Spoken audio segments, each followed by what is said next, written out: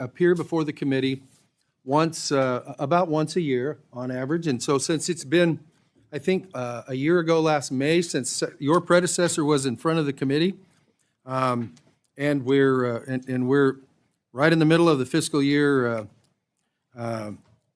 process for 2026. We are going to have a little visit with you, as is the tradition.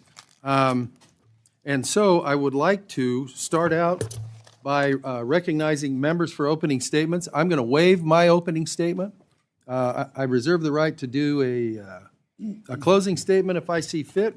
But with that, and moving right along to the gentleman from Laredo, the floor is yours for your opening statement. Mr. Chairman, thank you so much. And again, we want to thank you for your leadership. As you know, you'll be leaving Congress at the end of the year, and I just have to say it's been a pleasure working with you and your staff, along with our staff. So thank you again for the many years of experience. I'd like to welcome the Secretary again. It was a pleasure talking to you yesterday, and the Deputy Secretary also, Mr. Edgar also, and we look forward for your testimony and the dialogue as we start here this morning.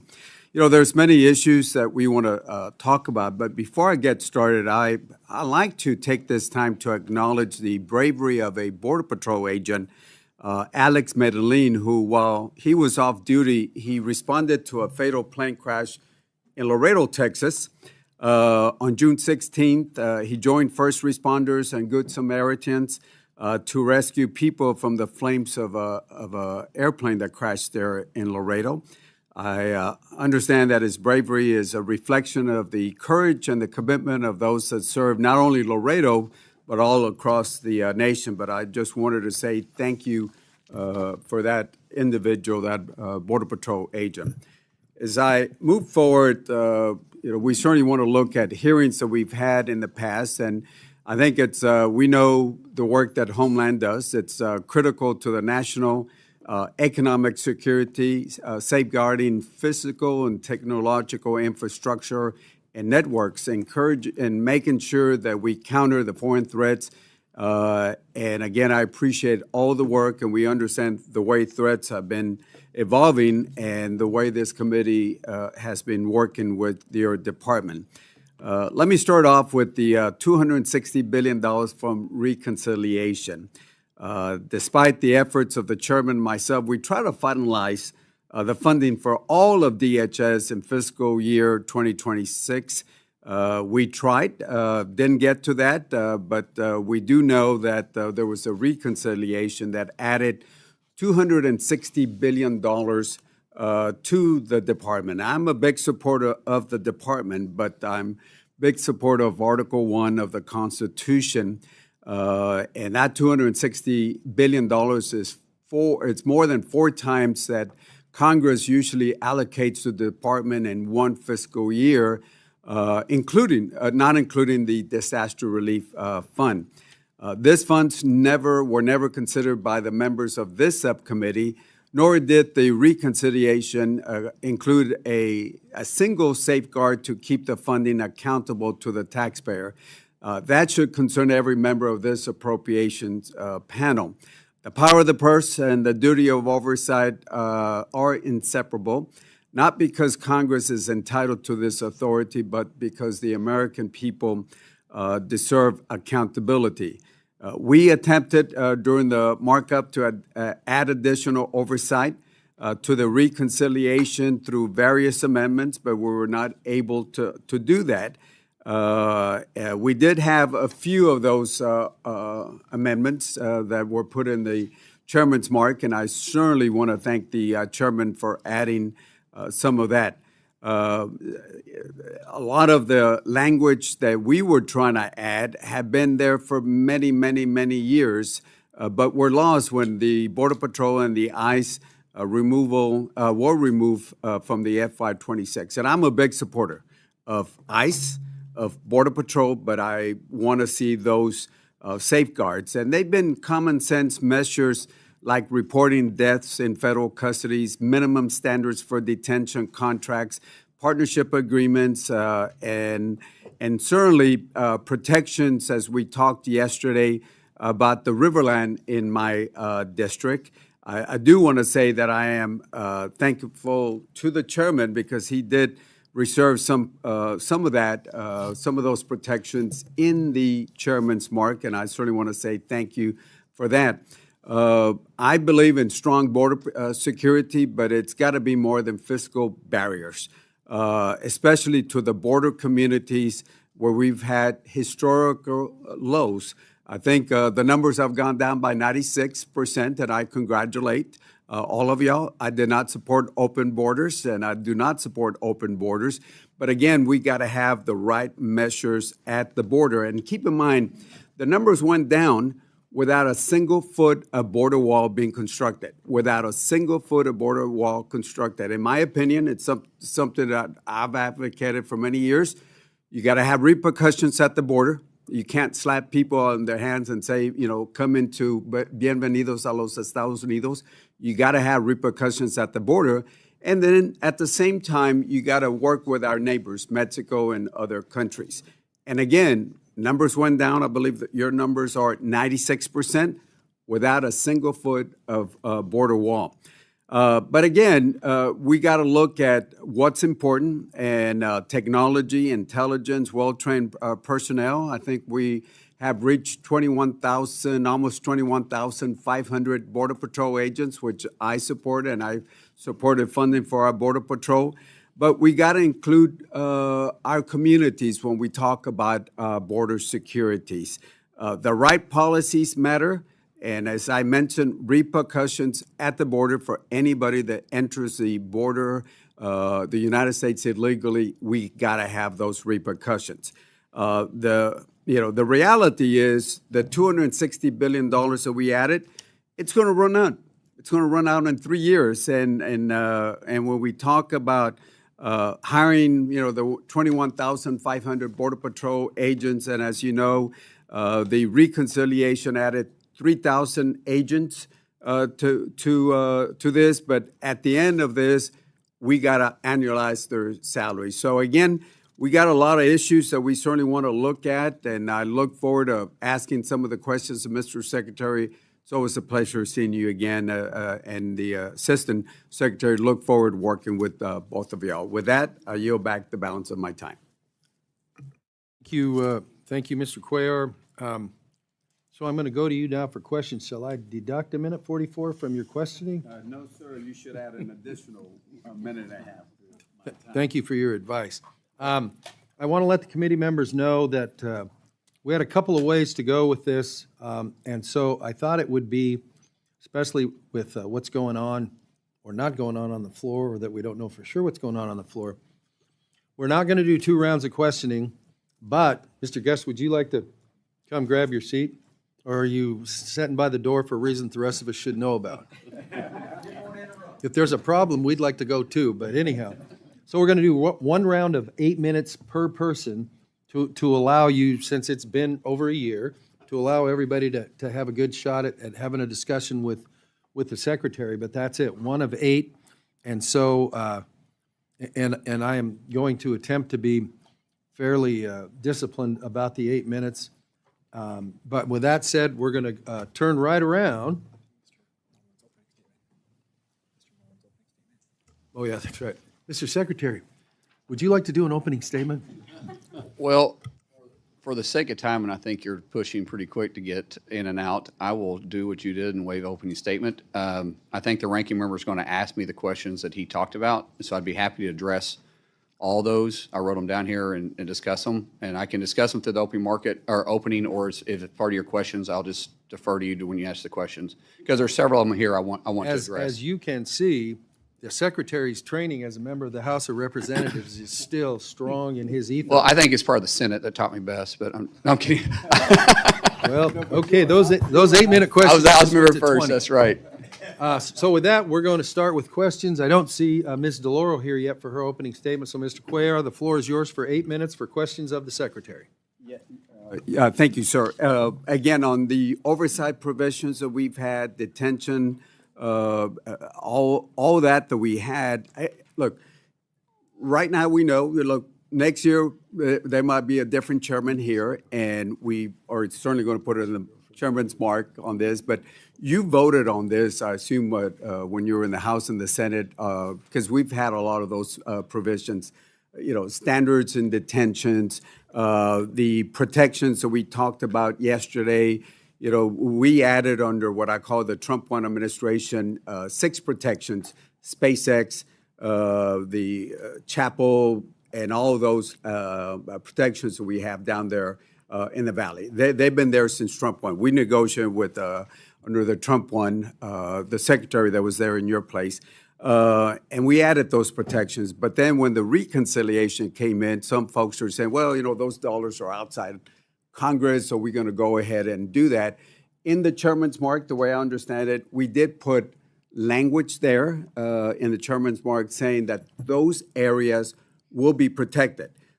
Texas has 1,200 miles of border, and we just want those 1 mile here, 1 mile here, 1 mile here be protected. And I'm hoping you can work with us dealing with those reconciliation dollars. Thank you, Ranking Member. The reconciliation dollars and appropriation dollars are by statute 2 separate funding and has 2 separate regulations. Same thing with detention centers and reporting language. We know the difference, and honestly, it's kind of a quagmire because we have to deal with so many different statutories. It would be easy if we just had one. Yeah. And just move forward. I would prefer that because it'd be an easier way for us to report, but bureaucracy gets in its way. We understand that. The wall, my number 1 job is to protect the homeland. And I'm telling you, Ranking Member, I love my job. I love that President Trump gave me this opportunity. I wake up every single day and I get to protect my yard just like I protect your backyard, people in California, people in New York, people in Oklahoma. I look at it all the same. It's part of homeland. And we strive every single day. My deputy, Troy Edgar, who is truly invaluable to me, we talk on a daily basis on the best way to deliver this. Rodney Scott, the head of CBP, we're meeting almost daily on the wall. Our thing that we're seeing with the wall is the cartels are always changing, and they're a threat. There's not 1 inch of Mexico's northern border that isn't covered by a plaza. Plaza is cartels, 9 cartels that control it. And they have plaza centers, they call it plazas, that they have plaza bosses, and they're always looking for vulnerabilities to push human trafficking and drug trafficking across our border. And they're getting very good at it. They're even using UAS now. We just discovered our first tunnel in years because our wall is being effective. We are pushing them into what we consider choke points. So the more walls we put, the more we can focus on trafficked areas.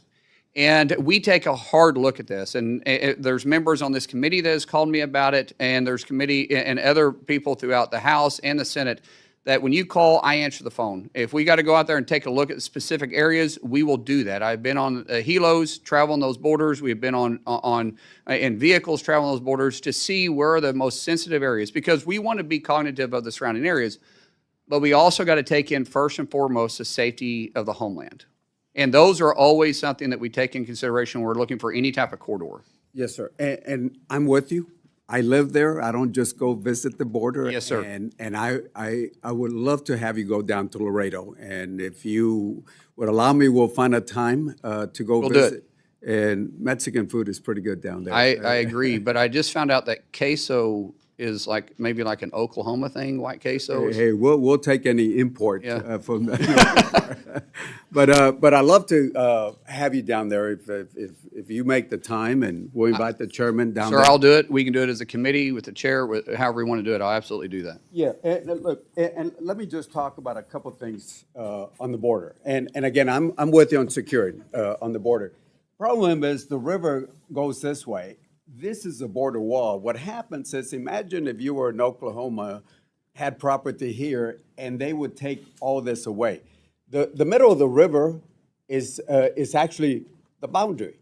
We're not going to put a fence in the middle of the river. We're not going to put it at the riverbanks because they will get washed off. The thing is, this is the where they put the actual fence at. If you look at it, and I've taken planes just following down here with Michael McCall. This is the way the river is, and when you put a fence over here, you're just taking things away from property that's been there. Laredo, for example, was built in 1755, a little older than our country, and all we want is go down there, let's look at the best way to provide security down there. And that's all we're asking when you go down there is just sit down with the folks there. We're patriots down there. We've been around for a long time. We live there. We just want you to come down and sit and spend a little bit of time with us there. Ranking Member, actually, the deputy just got back from there yesterday. He spent a day and a half down there. The issue that we run into is the people look at the river as being the exact location of the border. It's not. The river is moved. And when we're talking about putting a barrier, we fought this in Trump 45 when we first started looking at surveying this. And and the question was, do we follow what we consider the natural barrier is the river, or what actually the lines were when we drawed them, back 200 years ago? It was because of some of the court rulings, it came to that we have to look at where our actual border is, and that goes back to the Roosevelt line. So when we start looking at the Roosevelt line is where we try to put it at. And there's some circumstances where we can't always run the Roosevelt line, but where we can, we do. But that's where we try to run is our true border line. Right. And we have fences down there in the valley, with the exceptions of those 6 exemptions that I talked about. There's our numbers from Border Patrol. Even with the fences, look at the heat maps. You still have people addressing. And if you ask any Border Patrol chief, I haven't asked this Border Patrol, but I've asked Border Patrol chiefs from Bush 1 all the way up to except for this current one. And I've asked them, how long does a border fence slow down somebody? And they have always said from a few seconds to a few minutes. So again, I'm for border security. I got about 20 seconds left because I'm going to make sure we follow this. But look, we can talk about it. I'm for border security. You're for border. All I ask you is go down there. I understand Tom Holman was down there also in Laredo. Appreciate notifications before instead of hearing that from my mayor and other folks. But I ask you to go down there and spend a little bit of time with our communities. We will do that, and we are addressing the primary wall. That's why we're putting in the wall system now, which is called the secondary wall too, because the cartels have been exposing it. We're putting in smart fences, which allows us to respond when they're tampering with the wall. The second wall, which is the primary wall, which will still be within our footprint, we're constructing it sometimes at the same time. Partly, we're going to have to come back and do it, but we'll all have it done before President Trump is out of office. We'll have the complete primary and secondary wall done. And that gives us time when they cut the fence, we can react because they're doing it in very rural areas. And we can react before they can get past the secondary wall. And we know how many we're dealing with. Plus, we're using UAS now to put up with heat sensors to be able to track them and see what we're dealing with. So you're absolutely correct. The cartels have got really good, but that's what they do. They're criminals. And so every time you do something, they try to figure out a way to get around it. And we're going to defeat them at every turn. My time is up. Thank you. By the way, according to FBI statistics, Laredo is the safest city in Texas. Thank you. Look forward to seeing you in Laredo. Thank you, Mr. Ranking Member. Next, we're going to go to the gentleman from Florida, Mr. Rutherford. The floor is yours for 8 minutes.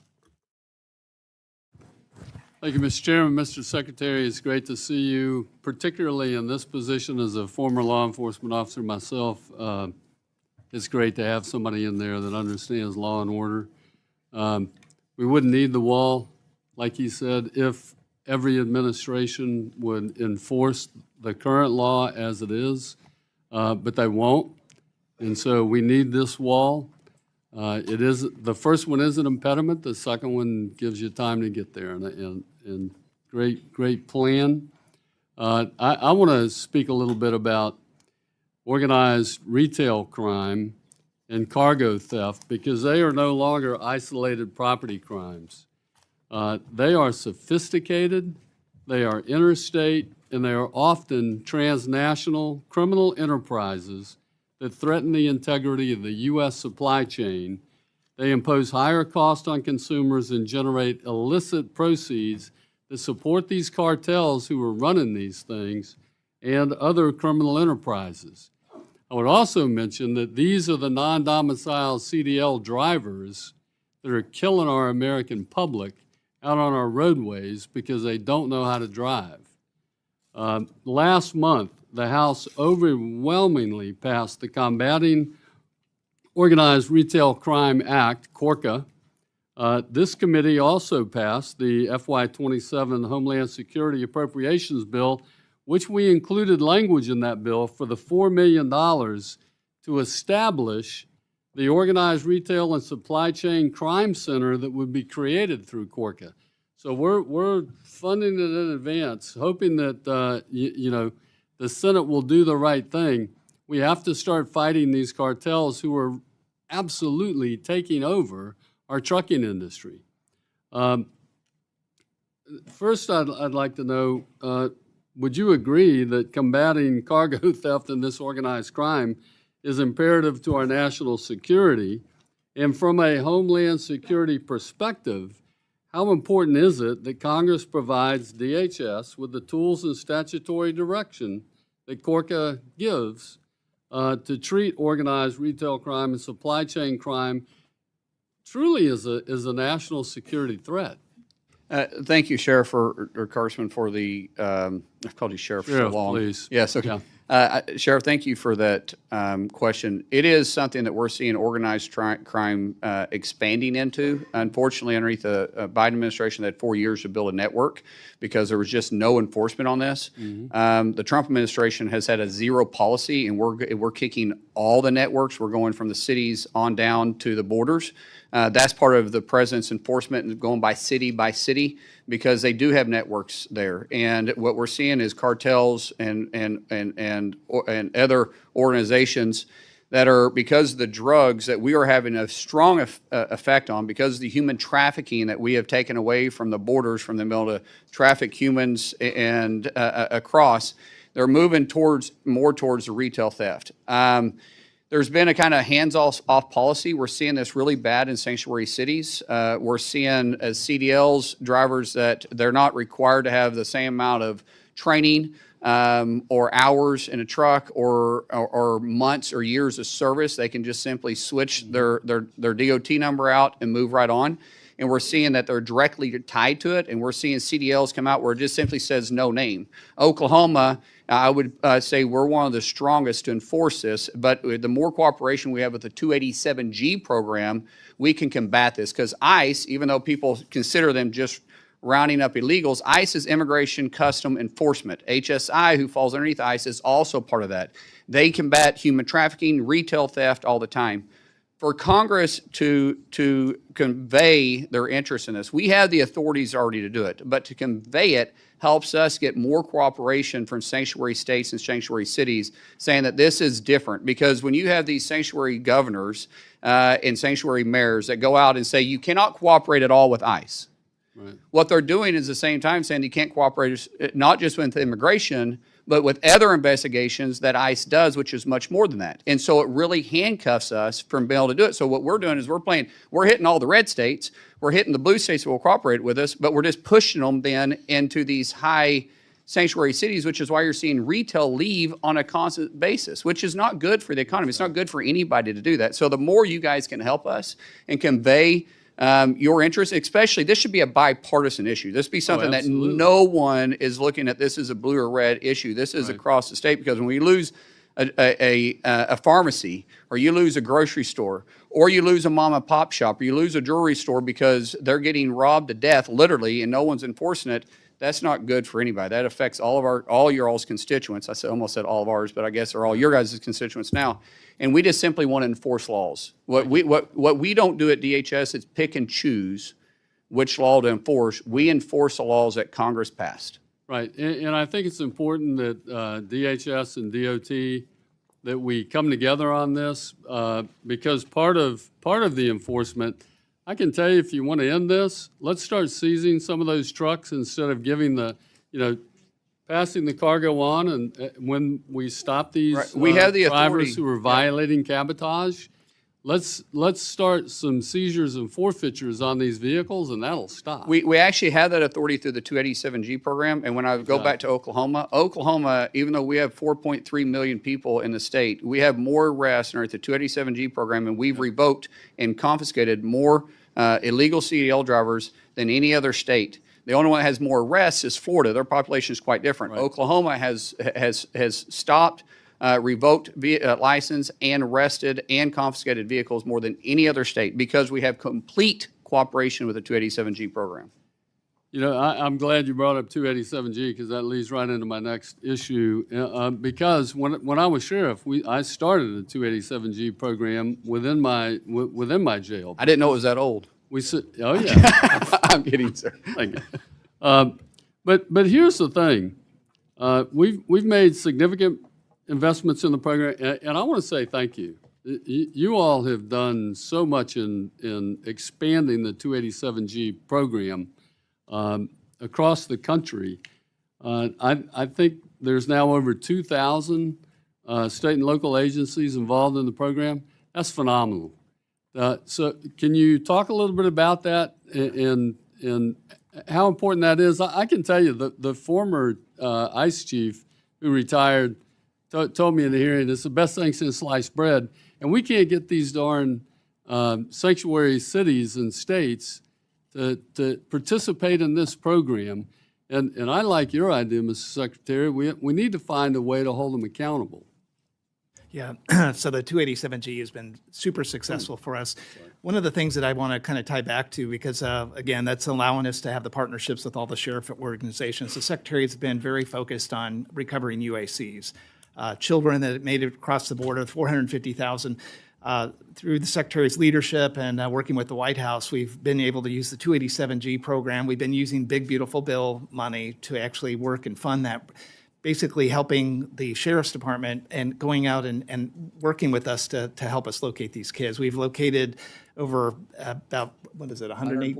Yeah. 147,000. 147,000. And again, it really thanks to you guys funding the Big Beautiful Bill, being able to give us the money. And really with the partnerships with the sheriffs, this also helps build your local communities. This money goes directly to them. That helps them build up their facilities, their capital, their cars, all of that stuff. So thank you. Thank you very much. And Mr. Chairman, I see my time is up and I yield back. Thank you to the gentleman from Florida. You are now tied with the gentleman from Laredo for best timekeeping skills. It is my understanding that the distinguished ranking member of the full committee wants unanimous consent to enter her opening statement in the record. So if that's true, without objection, so ordered, and the floor is yours for 8 minutes for questioning. Okay. Well, I was just going to say, because I was late and my colleagues have been sitting here as I do want to put my statement into the record, but let me just have my colleagues go first and then I'll come back, okay? Thank you. Thanks, Mr. Chairman. Yes, ma'am. Your statement will be entered in the record, and we now very much. recognize the gentlelady from Illinois for 8 minutes for her questions. Secretary Mullin, I want to discuss FEMA's denial of disaster assistance for families in Illinois. You and I both come from communities that deal with tornadoes. Just last week, Northern Illinois was under a tornado watch as severe storms swept through the region, downing trees, disrupting flights in and out of Chicago, and leaving thousands without power. And between August 16th and 19th of last year, severe thunderstorms, extreme rainfall, flooding, and damaging winds impacted communities across Northern Illinois. Homes were damaged, roads were flooded, power lines were down, and families suffered significant losses. Illinois requested a major disaster declaration that included individual assistance, which helps affected families pay for home repairs, property losses, childcare, temporary housing, moving assistance, moving expenses, and recovery costs. FEMA denied Illinois' request in October. Illinois appealed in November. Then on February 7th, 2026, FEMA denied the appeal and reaffirmed its decision. Unfortunately, Illinois is not alone. Since President Trump took office, the number of disaster declarations approved has been 30% lower than the historical average. And there's reason to be concerned that they're being politicized. An analysis from March of this year found that FEMA approved just 23% of disaster requests from Democratic-led states compared to 89% from Republican-led states. Don't get me wrong. Concerns about FEMA's response are coming from both sides of the aisle, including from your former Republican colleagues in the Senate. This should not be a partisan issue. Americans expect timely disaster assistance decisions that follow the law, not politics. What makes this even harder to understand is that Republicans have provided DHS with tens of billions of dollars through reconciliation funding twice on top of annual appropriations. Your department has repeatedly stated that this funding could support operations for years, yet families in my district were told there was no assistance or funds available to help them recover. On top of that, this committee does not have a comprehensive spend plan explaining how these funds are being used, despite my repeated requests over the last several months. Secretary Mullin, will you commit to a member-level meeting with my colleagues and I to discuss why Illinois' disaster declaration was denied and to see how we can support my constituents? Ma'am, we haven't denied anybody a meeting with us. If you reach out, we'll meet with you. Just as long as, and we'll do it in a timely fashion, maybe not the next day, but we'll get to it as soon as possible. But I do want to address, if you don't mind, what you talked about here on politicizing it, because I don't. I actually don't want to talk about politicizing Well, but it. if I want to meet with you to But I discuss mean, this in but depth. you made some This is my accusations time, here Mr. about Chairman. President Trump that's actually not accurate, because Mr. Chairman, if you're going to make accusations, though, you have to let Chairman. us respond back to them. reclaiming my time, Mr. Chairman. Okay, so you're lying about Mr. it then, Chairman, because you don't want to hear the truth. Mr. Chairman, this week President Trump's Mr. nominee. Secretary, the record will reflect that you have agreed to meet with the lady and her folks, and since I'm trying to keep people in 8 minutes, please proceed. Thank you. This week, President Trump's nominee to head FEMA, Cameron Hamilton, appeared before the Senate Homeland Security and Government Affairs Committee and pledged that FEMA would be fair and reasonable when evaluating requests for disaster aid. Secretary Mullin, will you make the same commitment as Mr. Hamilton to evaluate disaster requests fairly, reasonably, and without regard to politics? Yes or no? It's interesting that you won't allow me to answer those questions. I can explain it to you, because I don't look at states different between blue or red. I look at them across the country as a whole. Thank If you actually want to know what we're doing, I'll be happy to, so you're not worried about this. I don't look at this any different, ma'am, and I'm not here to argue with you. I'm not here to fight with you. I like facts. Great. Accusations doesn't help anybody. I appreciate The more that you're informed, the commitment, better you know, and I because will you're hold saying you some to stuff that that's not true. commitment. And I hope that Illinois receives the same fair consideration as any other state. Now, I'd also like to address another deeply concerning matter, detainees who died while in your custody. Secretary Mullin, since Donald Trump took office, DHS's immigration detention system has been plagued by medical neglect, abuse, overcrowding, and a historically high death rate. I saw these dangerous conditions with my own eyes when I visited the Miami Correctional Facility in Bunker Hill, Indiana, where I met with individuals who told me that it takes months to receive medication refills, including for life-threatening illnesses like diabetes. Others reported being left unattended with infected boils and other serious conditions. So it's no surprise that a detainee at that facility died shortly after my visit, or that more detainees died in ICE custody in 2025 than ever before. Secretary Mullin, does DHS have any official specific internal goals or policies to reduce deaths in custody? Ma'am, your numbers just aren't accurate. We've had 0.009%. Mr. Secretary, You're I didn't asking ask. about I this. asked a It's specific 0.009% of deaths. Chairman, And we've had 54 total in my the president's time, Mr. president's time. Chairman. Those are dangerous accusations Mr. you're making. Secretary, Mr. Secretary. Those are dangerous get accusations that. that she's making. Because we in are the state of not- Illinois, This they're is my twice as time. high. Not doing They're twice a as This is high to my die time. in the state penitentiary of Illinois than they are in You are detention invited to centers. this committee. This is my time. And you need to are be a informed guest. by what you're saying. I am informed. No, you're not, ma'am. Mr. Secretary, does DHS have any Do you realize that? official Do you specific realize that internal we goals have or one policies? doctor Mr. per Chairman. 1,000 for detention centers for our federal detention centers in the state of Illinois? They have one per 1,800. Chairman, But this yet is she my wants to time. focus on our I detention understand centers. that. You'll get your time. Thank you. You're welcome. So I guess this is a good place to stop. We are trying to keep members to 8 minutes.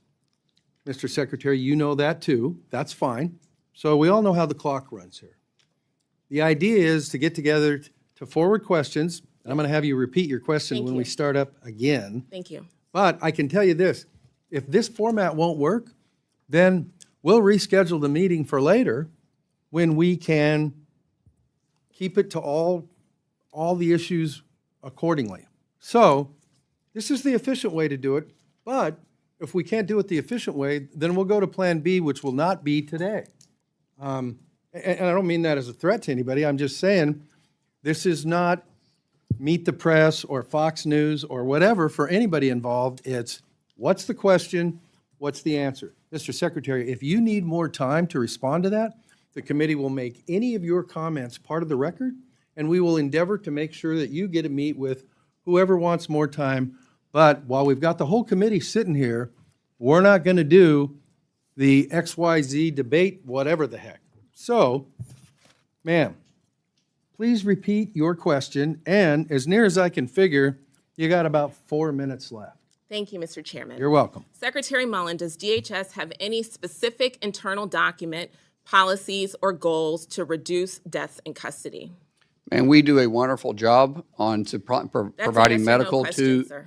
We're doing a wonderful job Okay. at it. We have Is it your 0.009% of deaths in our know whether the prison, department that you lead which is a has lot better than the state of policy? Illinois. Is it your testimony that you do not know whether or not the department that you lead has a policy to reduce deaths in custody? No, I did not say that, ma'am. You didn't answer my question. Yes, I did. You're making accusations, and you're not even looking at your own I'll take state. that as a no. You have no policy or plan to reduce deaths in custody. That's not now, true. 2 months ago, I asked ICE Our medical staff acting does a director phenomenal Todd job. Lyons In the fact, same every question. detainee sees a doctor He said or that- a nurse with every 2 weeks. I reclaim my time. Okay, ask your next question. Okay. 2 months ago, I asked ICE Director Todd Lyons the same question. He said that ICE, quote, hopes that there will be no deaths in custody, but admitted that the agency had no actual policy in place to prevent them. Rather than implement one, he resigned just a few hours later. Secretary, since that hearing, 3 more people have died in ICE's custody, and those are the only deaths that we know about based on your agency's public reporting. So, Mr. Chairman, I would like to request unanimous consent to enter into the record a report that came out today from Human Rights Watch and Physicians for Human Rights titled Dying in Detention, Rising Deaths in an Expanding U.S. Immigration Detention System. Without objection, so ordered. Thank you so much, Mr. Chairman.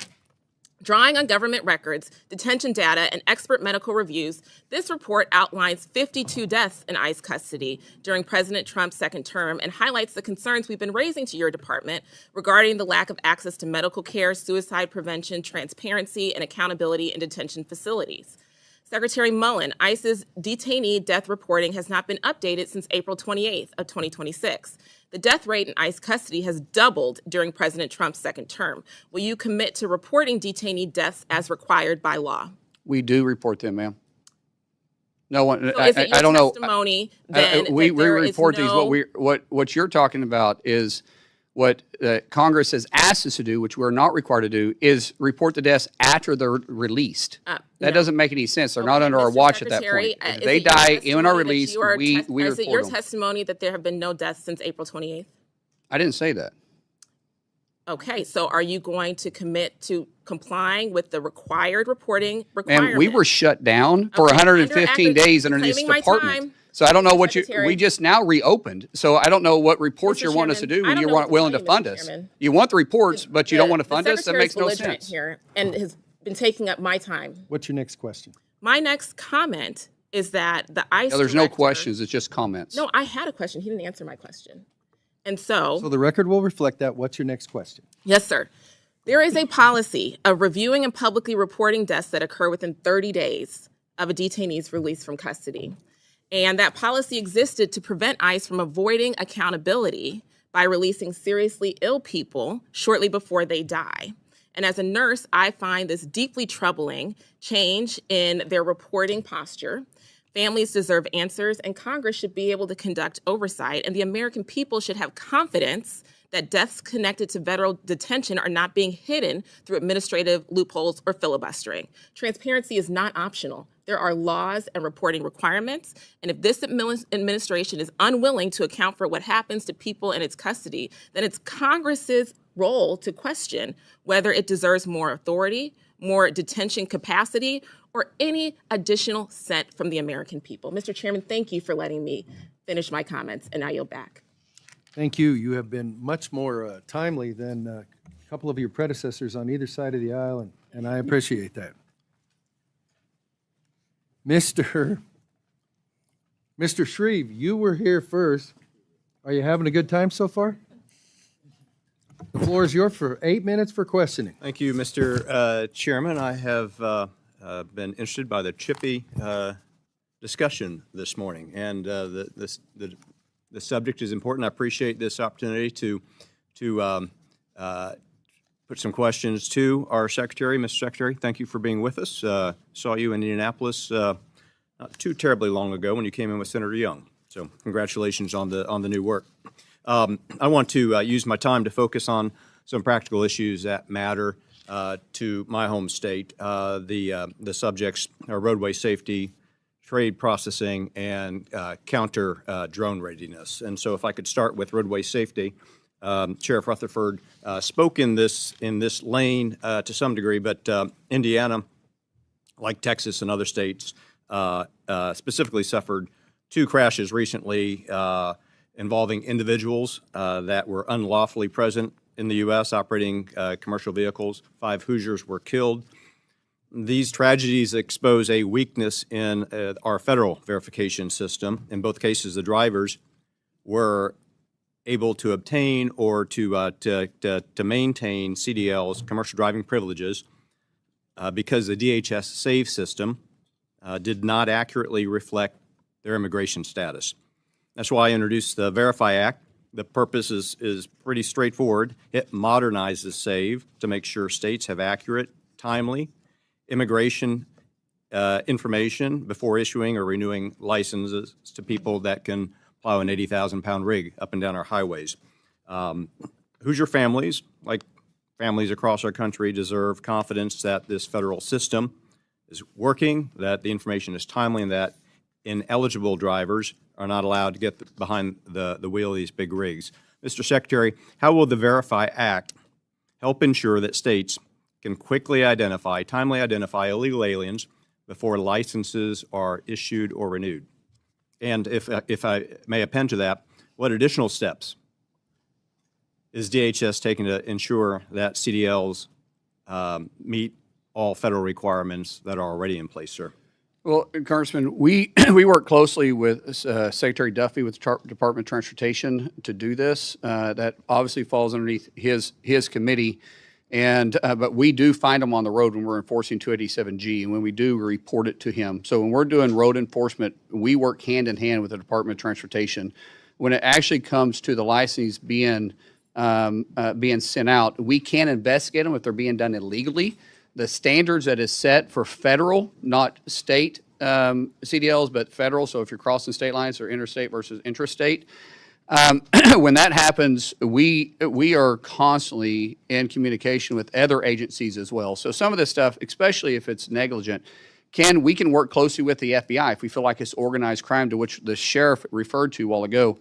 When we're talking about unlawful CDLs that are issued for international or for intrastate, not just interstate, then we also work closely with the Department of Transportation. We go after the illegals that shouldn't ever have the documentations to begin with. So when we find the documentations, we work with that. And Congressman, can I ask you to do me a favor and let me respond to Ms. Underwood, since she wouldn't, so I can point out some of the hypocrisy between the federal detention centers, but yet most Democrats don't pay attention to their own correctional facilities, because we see this quite common in our state. So just some facts here. Illinois has failed in 29 of their facilities to have adequate medical or dental care. That's from their own state health inspectors. Illinois employs 16 full-time physicians for 29 facilities across the state. We're 1 for 1. Every detention center has a doctor put on staff. Illinois has a quarter of their facilities that don't even have a medical director. 60% of their nursing positions are vacant right now. By the way, this is in the state of Illinois. They have 1 doctor per 1,875 detainees. We have 1 per 1,000. Plus, we have nurse anesthetists that offset much of it. Illinois' state correctional facility doesn't. So I would suggest that maybe our Democrats should look at their own backyard and look at their actual constituent base. We have people in our detention centers that enter this country illegally, and we're trying to get them off our streets because 1 death at the hand of an illegal is 100% preventable. And they shouldn't be in this country if they didn't come here legally. All right. Well, I was glad to offer you that time to respond to my colleague from Illinois, and then back to Indiana. We have Very good. You have 3 minutes on the Indiana project. Thank you, sir. Mr. Secretary, Indianapolis is not only my home, but it's home to the second largest FedEx air hub.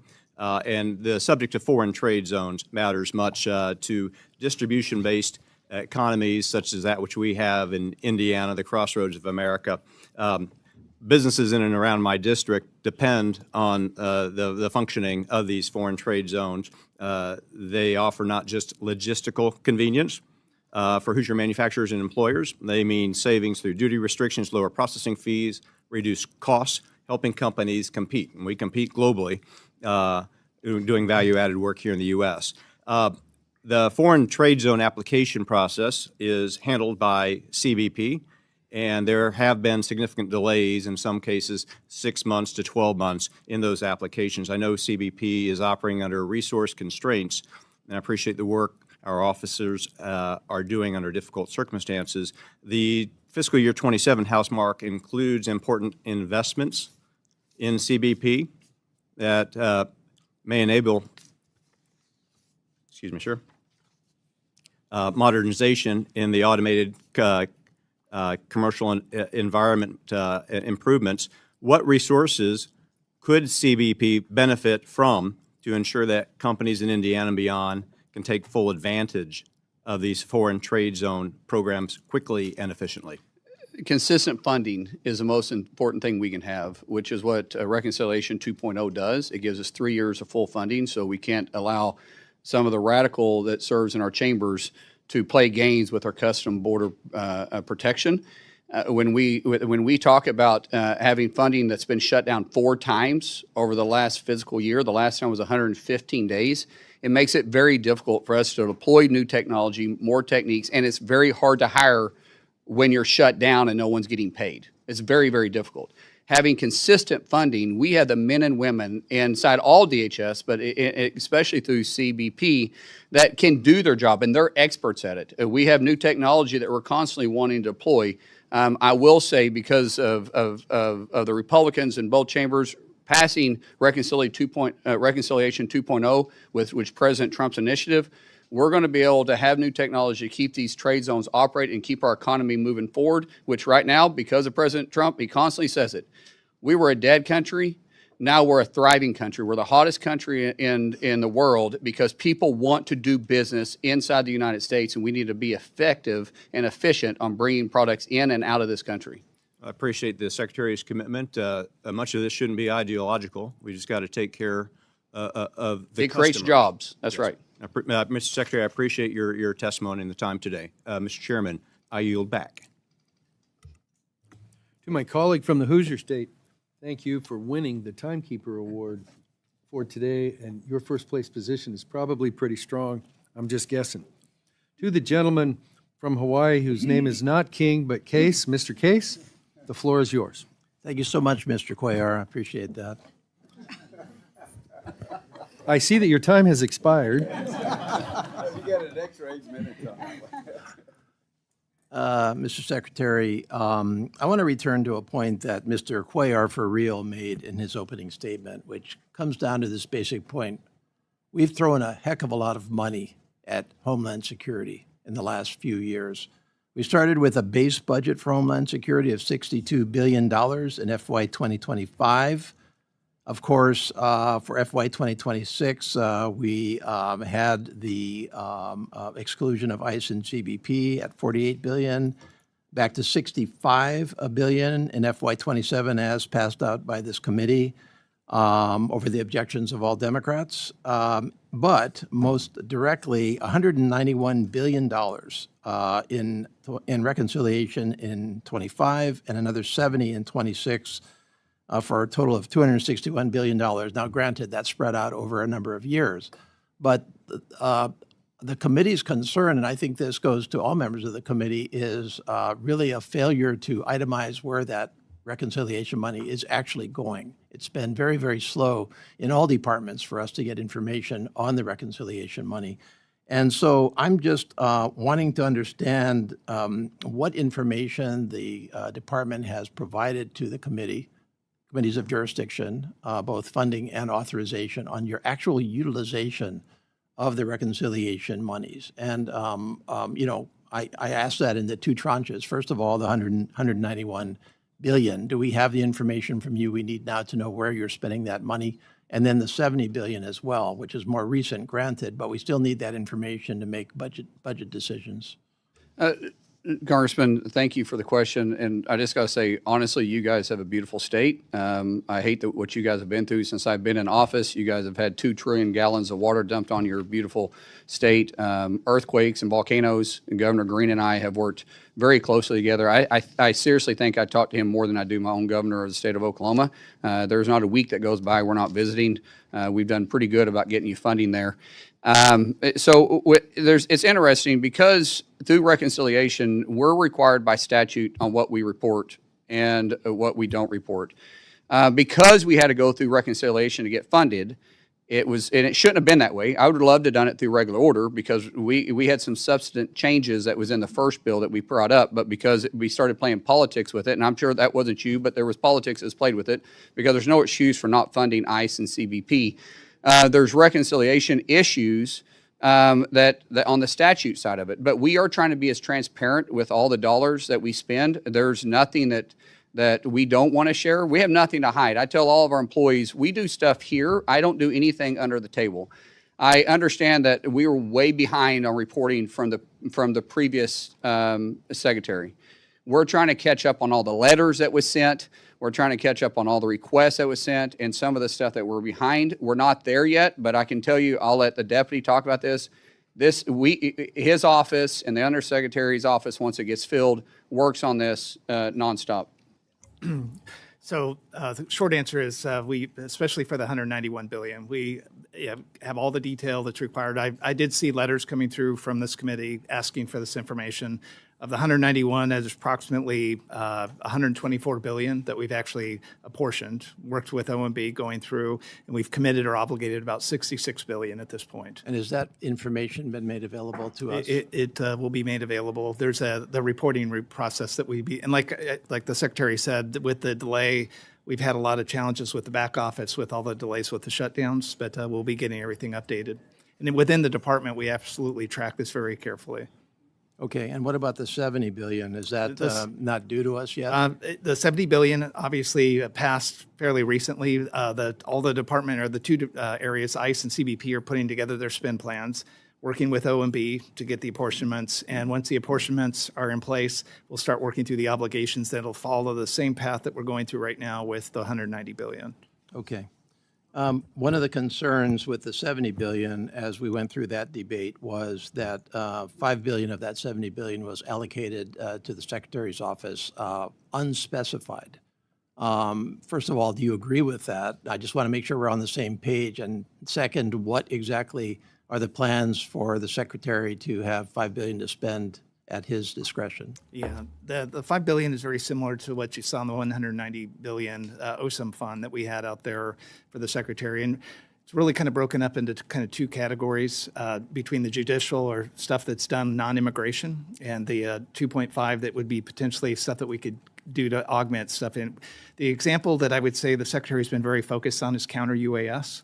So this type of money outside of a program of record allows the Secretary the flexibility to whether, where we're only spending $40 to $60 million a year, he can go all in, set up a task force, and put in, up to probably 500 to 600 million at his discretion. And we're also doing 3.5 billion is going to ice cutters. We had 1 ice cutter. President Trump's initiative is get us up to actually get to 50, but we're doing 11. We're buying some of that through Section 90007, which is the Secretary's fund, replenishing some of it with the 5 billion out of this reconciliation 2.0.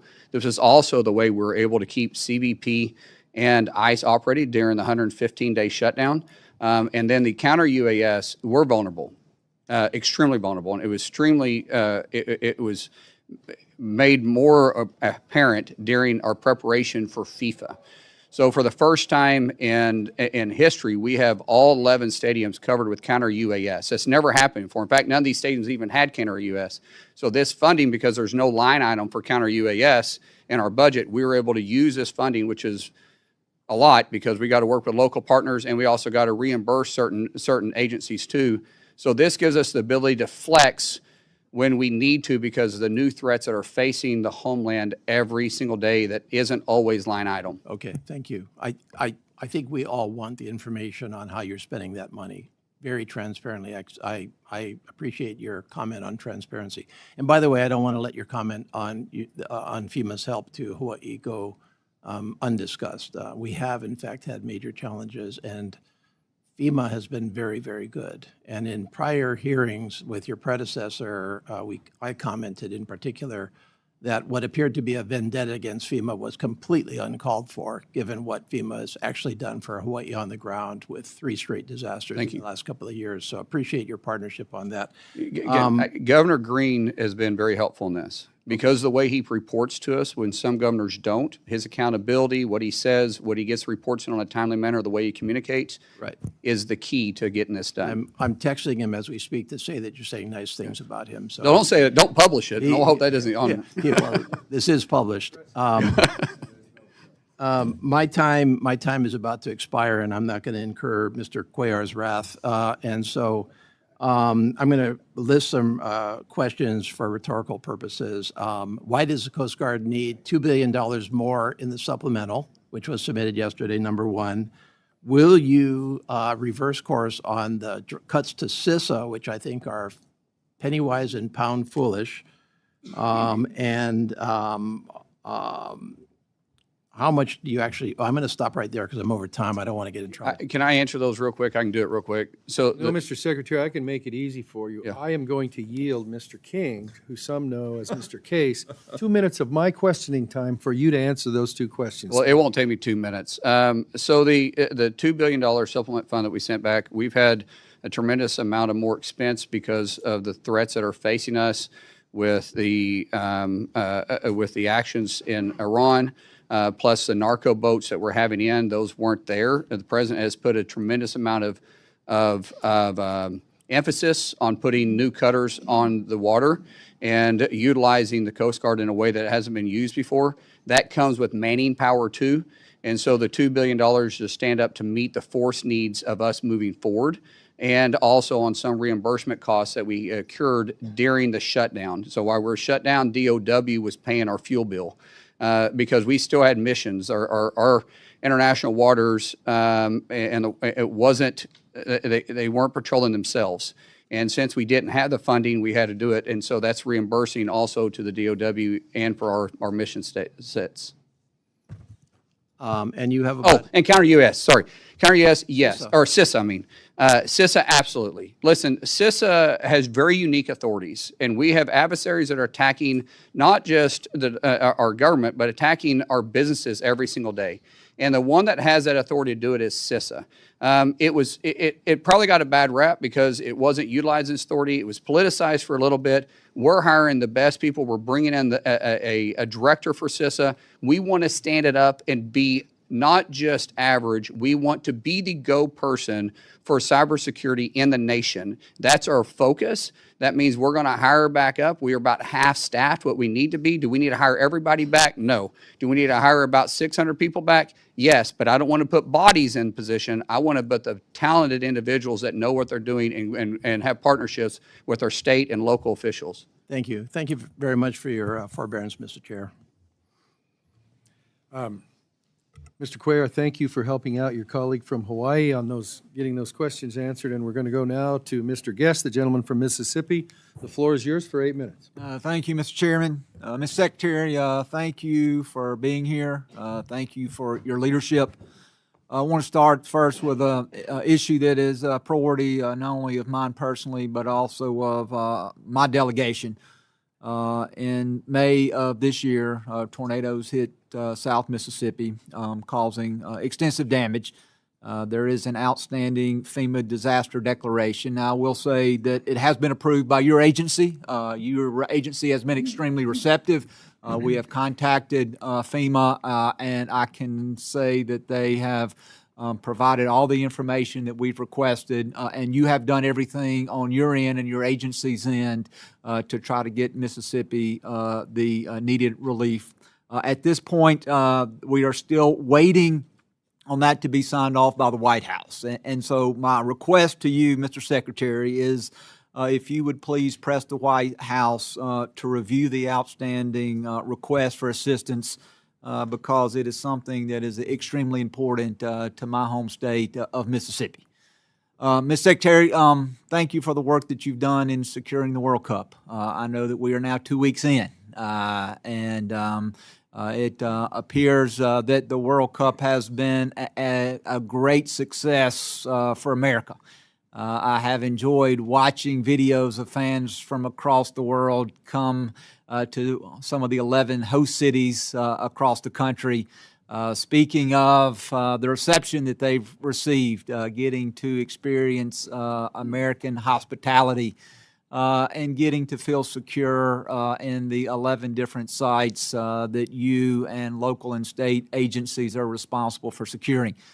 You mentioned some of the challenges, the UAS anti-drone, some of the challenges securing the stadiums themselves, and then some of the outer events that are occurring.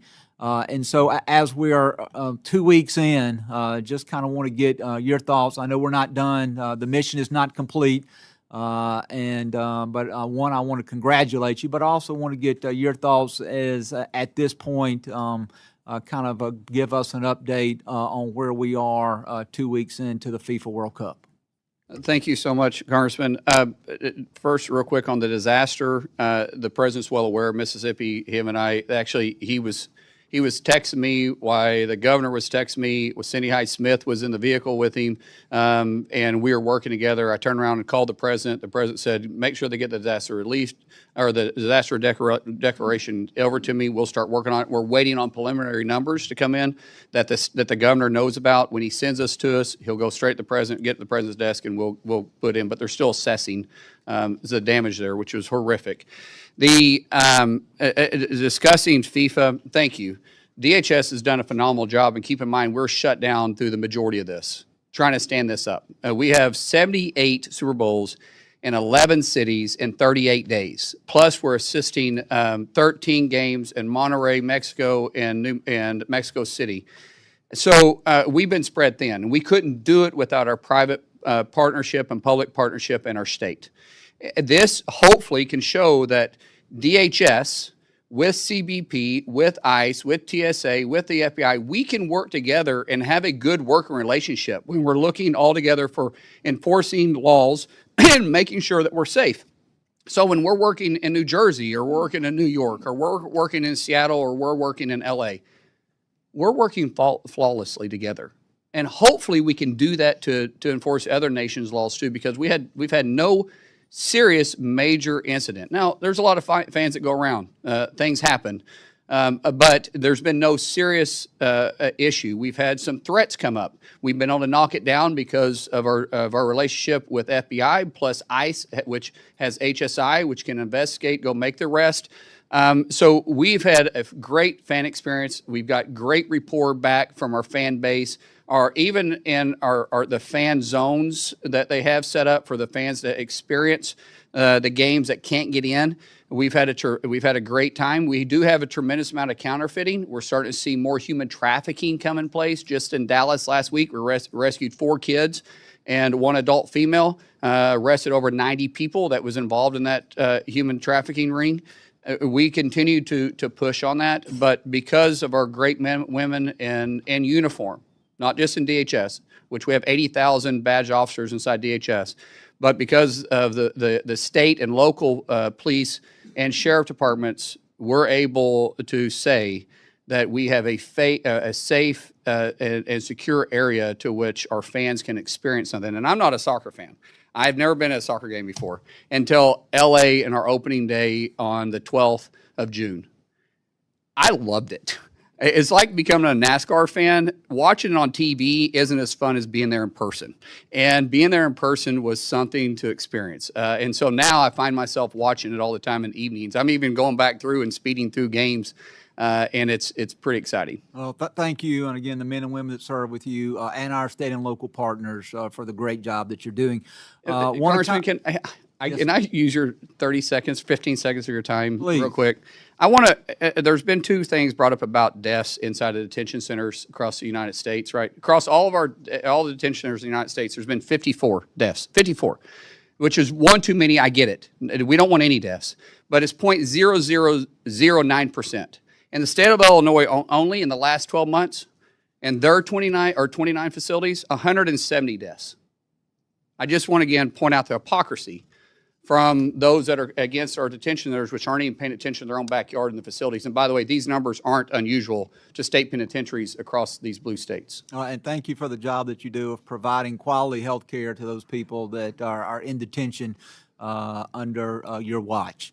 Want to switch and talk briefly about the border. I know Representative Cuellar talked a little bit about the importance. Again, thank you for the incredible job that you and your agency have done. The border is as secure as we've seen in our lifetime. We know that on the budget reconciliation bill that there was money for technology, not only wall construction, but technology. I am a huge fan of the autonomous towers that are there placed along the border. I believe that they serve as a force multiplier, that they allow agents to then perform other missions until they are notified of suspected breaches there along the border. I know that there was a first tranche of money that came out. There's scheduled to be a second awarding or second tranche of money for border security technology. Two questions. One is, can you tell me, if you know, Mr. Secretary, an anticipated timeline as to when those awards will be announced? And then the second part, and then I will let you answer and yield back, is as we look at investing in new systems, I would ask that you take into account the input of your rank and file officers who are there. Too many times it seems like that systems have been purchased, not just within DHS, but across the government, that don't necessarily advance the overall mission of the agency. We don't seek the input of those people who are there going to be operating the systems. And so I know I'm about over, but I wanted to give you a chance to answer those two questions before I yield back. Absolutely. The technology we put in place is technology of today. We don't want technology that we bought last year and it's outdated by the time it gets put in place. So the AI is a game changer. It is a force multiplier. These autonomous towers do allow us to have capabilities that we didn't have in the past, but they've also changed since we first deployed them last year.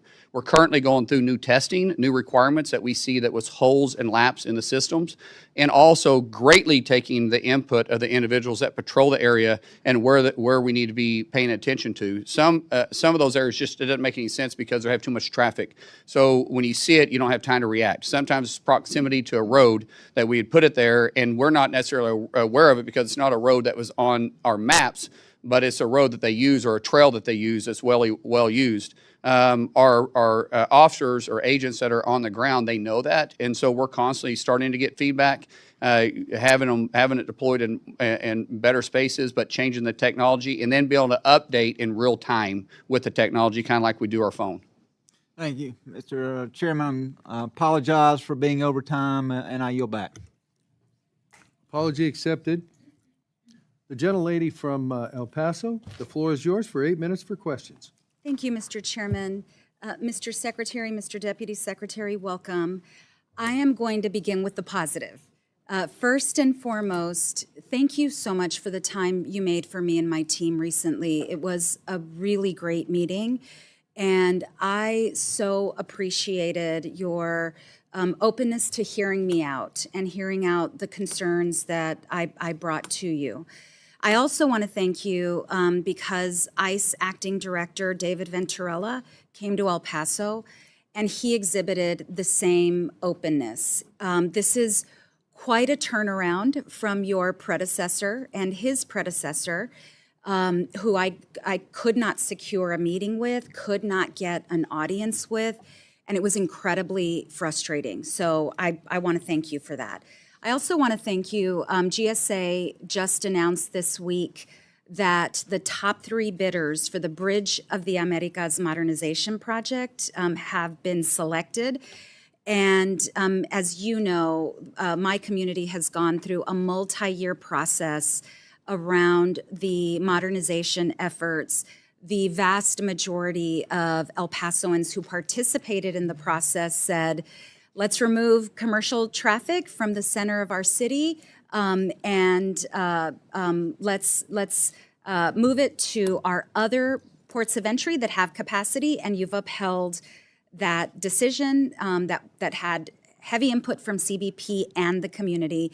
So it's great to see the progress, and I want to thank you for your support of that as well. There's a couple of issues I do want to raise with you here during my time, local issues. The first, and I had extensive conversations with Mr. Venturella about Camp East, Montana. And many of the concerns that I had expressed to the private contractor have emerged in a GAO report. And it has been a very frustrating several months. I know we have a new contractor, for which I'm delighted, but so much of what I had sounded the alarm about really fell on deaf ears. And when I sound the alarm about issues that I'm seeing in my oversight visits, it's not to play gotcha, it's not to one-up anyone, it's to uphold the standards that I know we all agree should be upheld. And so I think it's really important that especially members who are sounding the alarm when there's a private contractor, that private contractor be held accountable by all of us. I'll give you a very quick example because I don't want to use too much of my time, but the medical as an example. And that medical contractor is still on site, by the way, at Camp East, Montana. Just one glaring example. I spoke with a detainee, and I've spoken with dozens and dozens of detainees, but he expressed to me, he had been at Camp East, Montana for weeks, and he expressed to me the pain that he had been living with his arm. And I asked him what happened. Well, his arm had been broken during an arrest in Minneapolis, and he had been complaining for weeks to the medical about the arm. He had a brace, he took off the brace. I could see like a letter S, his bone was so broken, and medical had only given him aspirin. And so these are the things that I'm sounding the alarm about, that I will continue to share with you because I know we want to hold these contractors to federal standards. So I wanted to share that with you. When Acting ICE Director Venturella was in El Paso, we had a roundtable to talk about the 3 warehouses that were purchased by your predecessor in Socorro, Texas, which is in my district. Whoever preceded you that chose those 3 warehouses chose the worst possible location. Mr. Venturella heard from the mayor and from the water district and from the emergency services district. Socorro is actually a very small municipality, and they struggle with water, wastewater, pump stations. Their emergency services district only budgets for their population. And Mr. Venturella heard from our folks. The emergency services district chief told him, I'm going to have to double my staffing if you all proceed to put human beings instead of pecans, because those warehouses were slated for pecan storage. I'm going to have to double my personnel. I'm going to struggle with that. I'm going to have to buy another fire truck.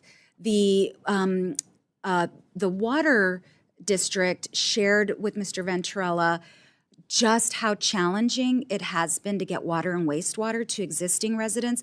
And I'm not going to go into excruciating detail, but I want to flag for you, whoever made the decision to buy those warehouses, which I know was before your time, picked the worst possible place with the least amount of infrastructure, and it truly is not feasible to convert those warehouses into spaces that will hold human beings, whether for training or staffing or detention. So I feel very obligated to share with you, to sound this alarm, that it would take years to prepare those facilities, but it would also take probably multiple millions of dollars on top of the overpayment to purchase those warehouses. So, I'd ask for you to please take a closer look.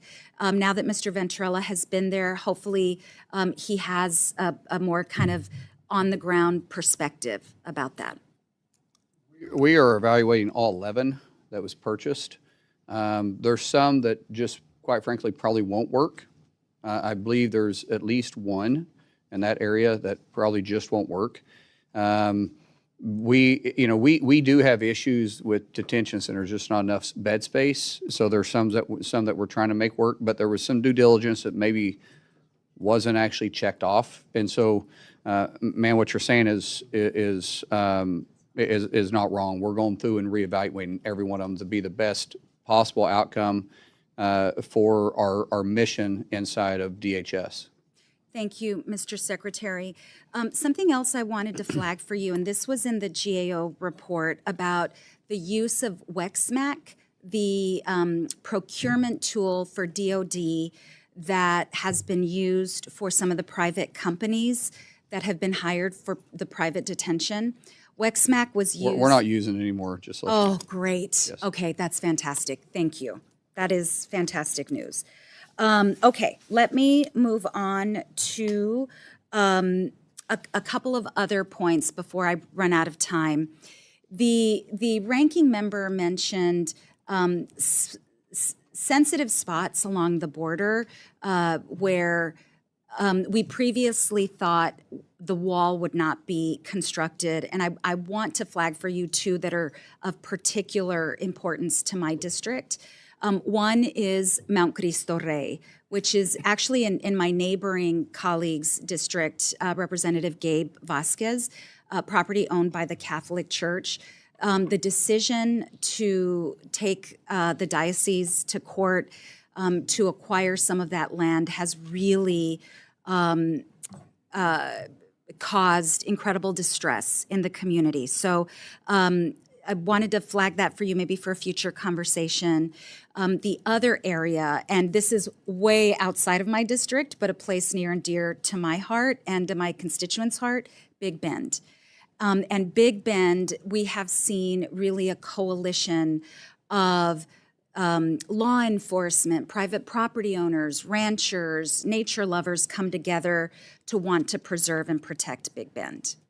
Big Bend, we only have like 2 miles now that we're going to put a physical barrier in. The rest of it will be smart fence, so there won't be a constant barrier across there. We're having to do it in the high traffic areas. We do study the high traffic areas, and so we've got that problem resolved. As far as the site which you're discussing, we have already worked on this. We have a gate that's going to be available for those that are trying to come in from Mexico side to be able to make the pillage to the site. The site itself will not be disrupted where the wall is going to be at. I forget how far off, but it's quite a ways off from where the wall is actually being constructed. I don't have the exact footage, but it's not close. I mean, you're going to be able to see it, but it's not going to be close. But we're working with that sensitive area the best we can. But we can't leave it open because it is a high traffic area. It is a visited site. So we do have to control the flow coming in and out so there's not criminal activity taking place at the same time. But we've worked closely with the senators in the area. We have been out there, visited the site, and it was one of the first areas that we had to work through other than Big Bend to come up with a second solution for it. Thank you. It's not perfect, but it is manageable. I would like to connect with your team just to get more specifics. Absolutely. If you don't mind. Absolutely. And Reach I know out I'm to us. way over time. I have other questions, but we will follow up. Thank you, Mr. Secretary. Thank you, Mr. Chairman. Yes, ma'am. Gentleman from Arizona, Mr. Siscomani, the floor is yours for 8 minutes. Thank you, Mr. Chairman, and thank you, Secretary, for being here. Both you and Deputy Secretary. I haven't seen you in the workout for a while. I was hoping you weren't going to bring that up today. It shows too, by the way. It shows. Okay, I will take that as a compliment.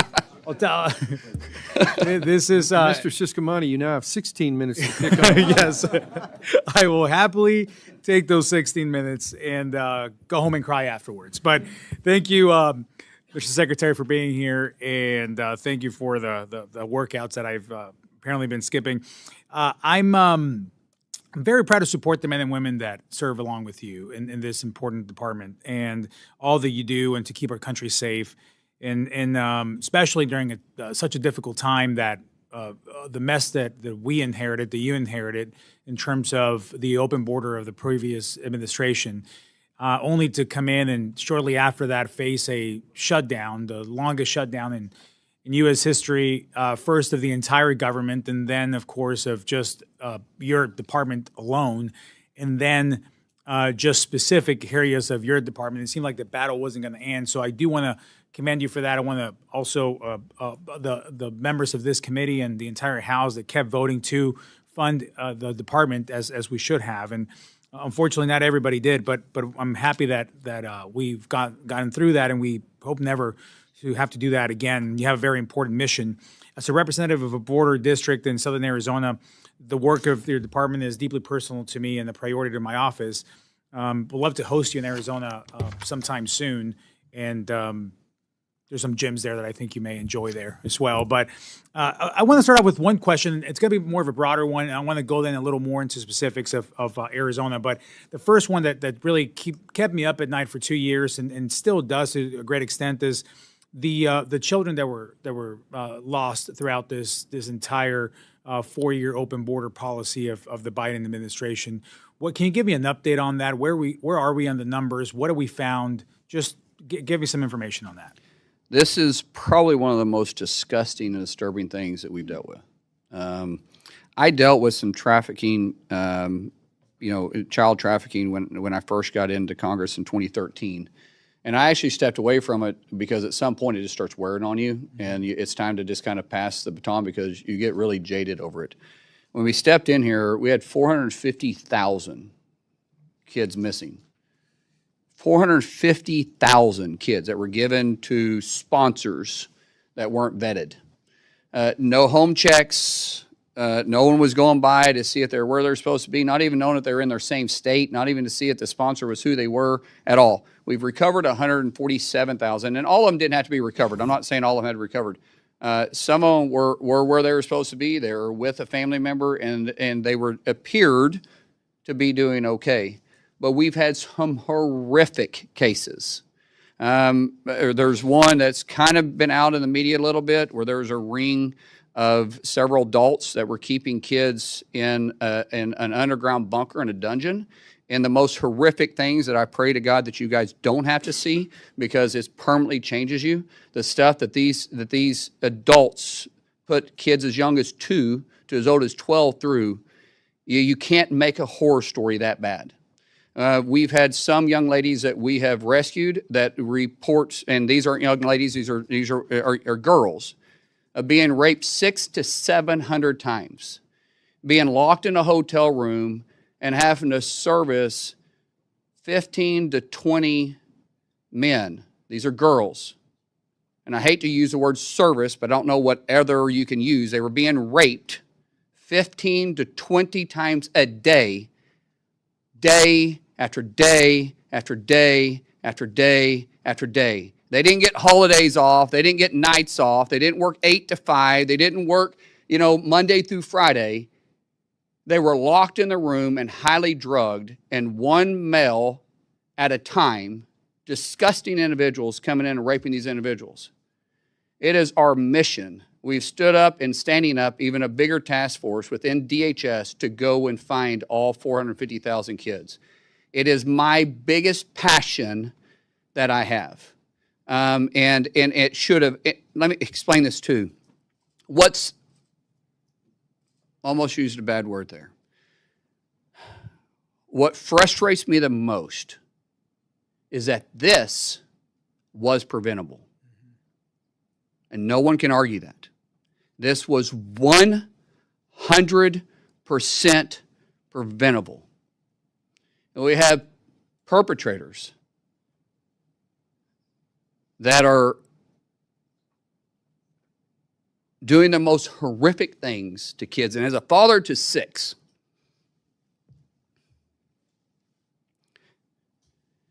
and 3 beautiful girls, when you see this, there's evil in the world.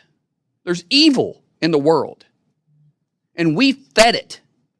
The Biden administration fed it for 4 years and took the innocent that's in my little girl's eyes, the innocence that's in our kids' eyes that we pray to God never has to deal with this, that innocent is permanently stolen.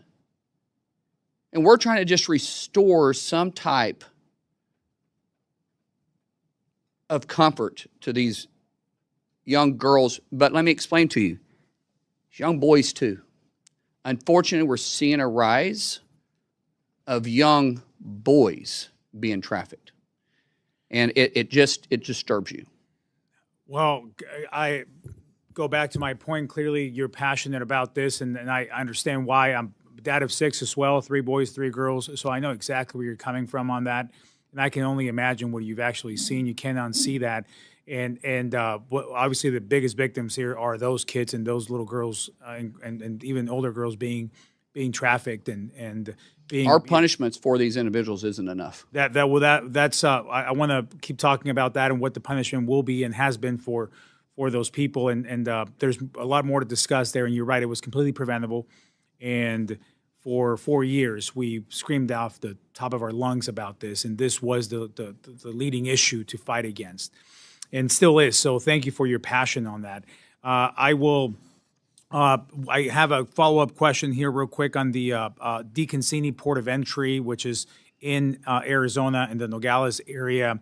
This is a highly trafficked port of entry where I want to thank you and the Commissioner Frost for your response in my letter earlier this year and your commitment to working with GSA to prioritize this. If you have any idea of a timeline, I would love to hear that. And as I close in my last 30 seconds here, and we can talk about this timeline, and if I can just get a written response from you guys and what we're looking at. Let me just close with this in my last 30 seconds. I'm a naturalized citizen. This year actually marks my 20th anniversary as a U.S. citizen. I became a citizen in 2006. So I know the process well firsthand. I know that because I was elected to Congress 16 years after becoming a citizen of this nation. No other country in the world would ever give me that opportunity. No other country in the world would ever give any of us that opportunity. And it's great to hear some of the perspectives of foreigners coming into the World Cup and seeing what we're all about. They especially get excited about the free refills, which is, I think it excites a lot of people here. But the American dream is alive. It's alive because it's been kept alive, first of all, for our veterans, but also for the men and women that keep us safe. In the process to immigrate, the process to become a citizen in U.S. CIS and what they go through, it's an overload of work. I know it well, again, because we went through the process. So while becoming a citizen is an incredible privilege and it should never be taken for granted, I valued every time, and whatever work my parents and myself had to do to become citizens, we'll do it 10 times over to do it again, because this is the best nation in the world, and I'd rather be here than anywhere else. So in terms of the efficiency, can you talk a little bit about, as you close, what your agency needs from this subcommittee in order to make the improvements necessary for the process of people immigrating here legally and becoming citizens? We are improving the bureaucracy and the redundancy in the system, but there is, as you said, there is a way to become legal. If you choose not to do that, you're making a conscious decision, and I can't help you on that situation. If you don't want to become a legal citizen, there's a way to be in this country legally, but you have to follow the laws that Congress passed and that we enforce. I don't pick and choose, I enforce. But there is a right way to stay in this country, and there's a right way to become a citizen in this country, and you can't go around that. There is more that we need. We've been working for immigration reform in this body. Really, the last time it was done, it was in 1959. Why was the last time it was done in 1959? Because we make politics out of it. It's the right, it's the left. It's the Democrats, Republicans. One party is in charge and the other party doesn't want to help, and the other party is in charge, the other party doesn't want to help, and there's no common ground, but yet we always talk about them. I'm out of that game now. I just simply enforce it. But then we start playing games with which laws you want me to enforce and which laws you don't want me to enforce. If you don't want me to enforce the laws, then pass a law to say that that law can't be enforced. That's fine. Until then, I'm going to enforce the laws. Thank you, sir. And see you in Arizona soon. Yes, we will make that. We'll make that happen. We'll put it on the list. Thank you, sir. Thank you, Mr. Chairman. Now you're back. Thank you. We're going to have a a committee remedial timekeeping class next week sometime for certain members of the committee. Sir, it's called a gavel. Well, actually, that's interesting talk coming from a guy from the Senate who hasn't done an appropriations bill since Christ was a corporal. I had that one coming, sir. Madam Ranking Member, the floor is yours. We'll pay no attention to the remediation session, Mr. Chairman. I do appreciate, Mr. Secretary, your concern about the lost children, but I also want to remind people that let's not forget what was a Trump administration policy initiated by Stephen Miller, which was to let us separate children from their families at the border, because this would be a way to curtail or to stop immigration, separating children from their families, how to hurt them the most. I asked and had a phone conversation with Secretary Azar at the time. I know I was in my living room with my 2-year-old grandson on my lap trying to have this conversation, and I asked him if there was a way in which he had a list of how you could reunite children with their families, and he assured me that we did.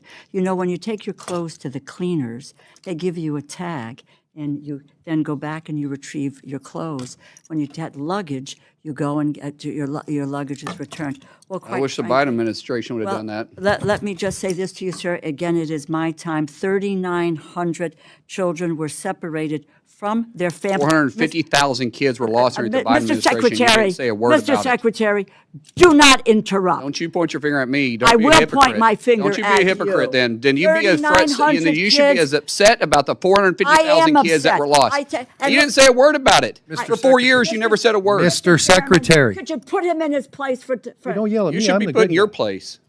Mr. Secretary, if you would like 4 minutes for a closing statement when everybody's done, I'll give you that. But while members are on their 8 minutes, I need them to have their 8 I minutes. Mr. started Chairman, my I comments. appreciate that. My issue is that they say this for sound bites, and I'm not going to let them say something What did like you that do that's not just true. recently for sound bites? I sympathize with the 400. We are going to have something resembling order here. The time is the ranking members. If you would like to respond later on, there are methods to do that, but it's not a who can talk louder into the mic. It's not. So, you are recognized. Thank you very much. I will not let her Mr. sit there and lie and accuse something this ridiculous. You Well, know- this is the legislative branch, and it's my hearing, and so I'm going to try to some extent to control it moderately. And do Thank you. not accuse me of lying.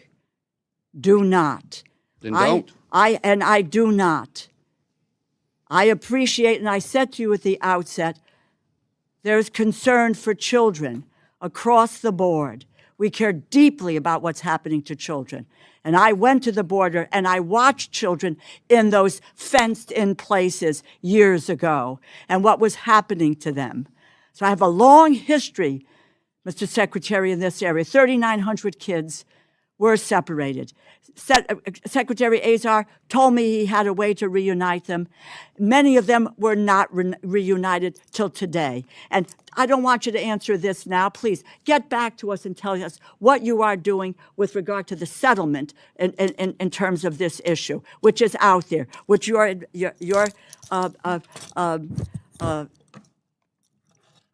department needs to come close to. I'll make a statement to you again. But this is fact from the bill, Mr. Chairman. The bill that the Republicans have proposed for funding the Department of Homeland Security cuts cybersecurity budget by more than $250 million. It cuts the TSA by nearly $350 million. And the Trump administration is openly advocating for privatizing TSA while trying to eliminate their collective bargaining rights. We all know what happened earlier this year. TSA workers endured the longest government shutdown in history.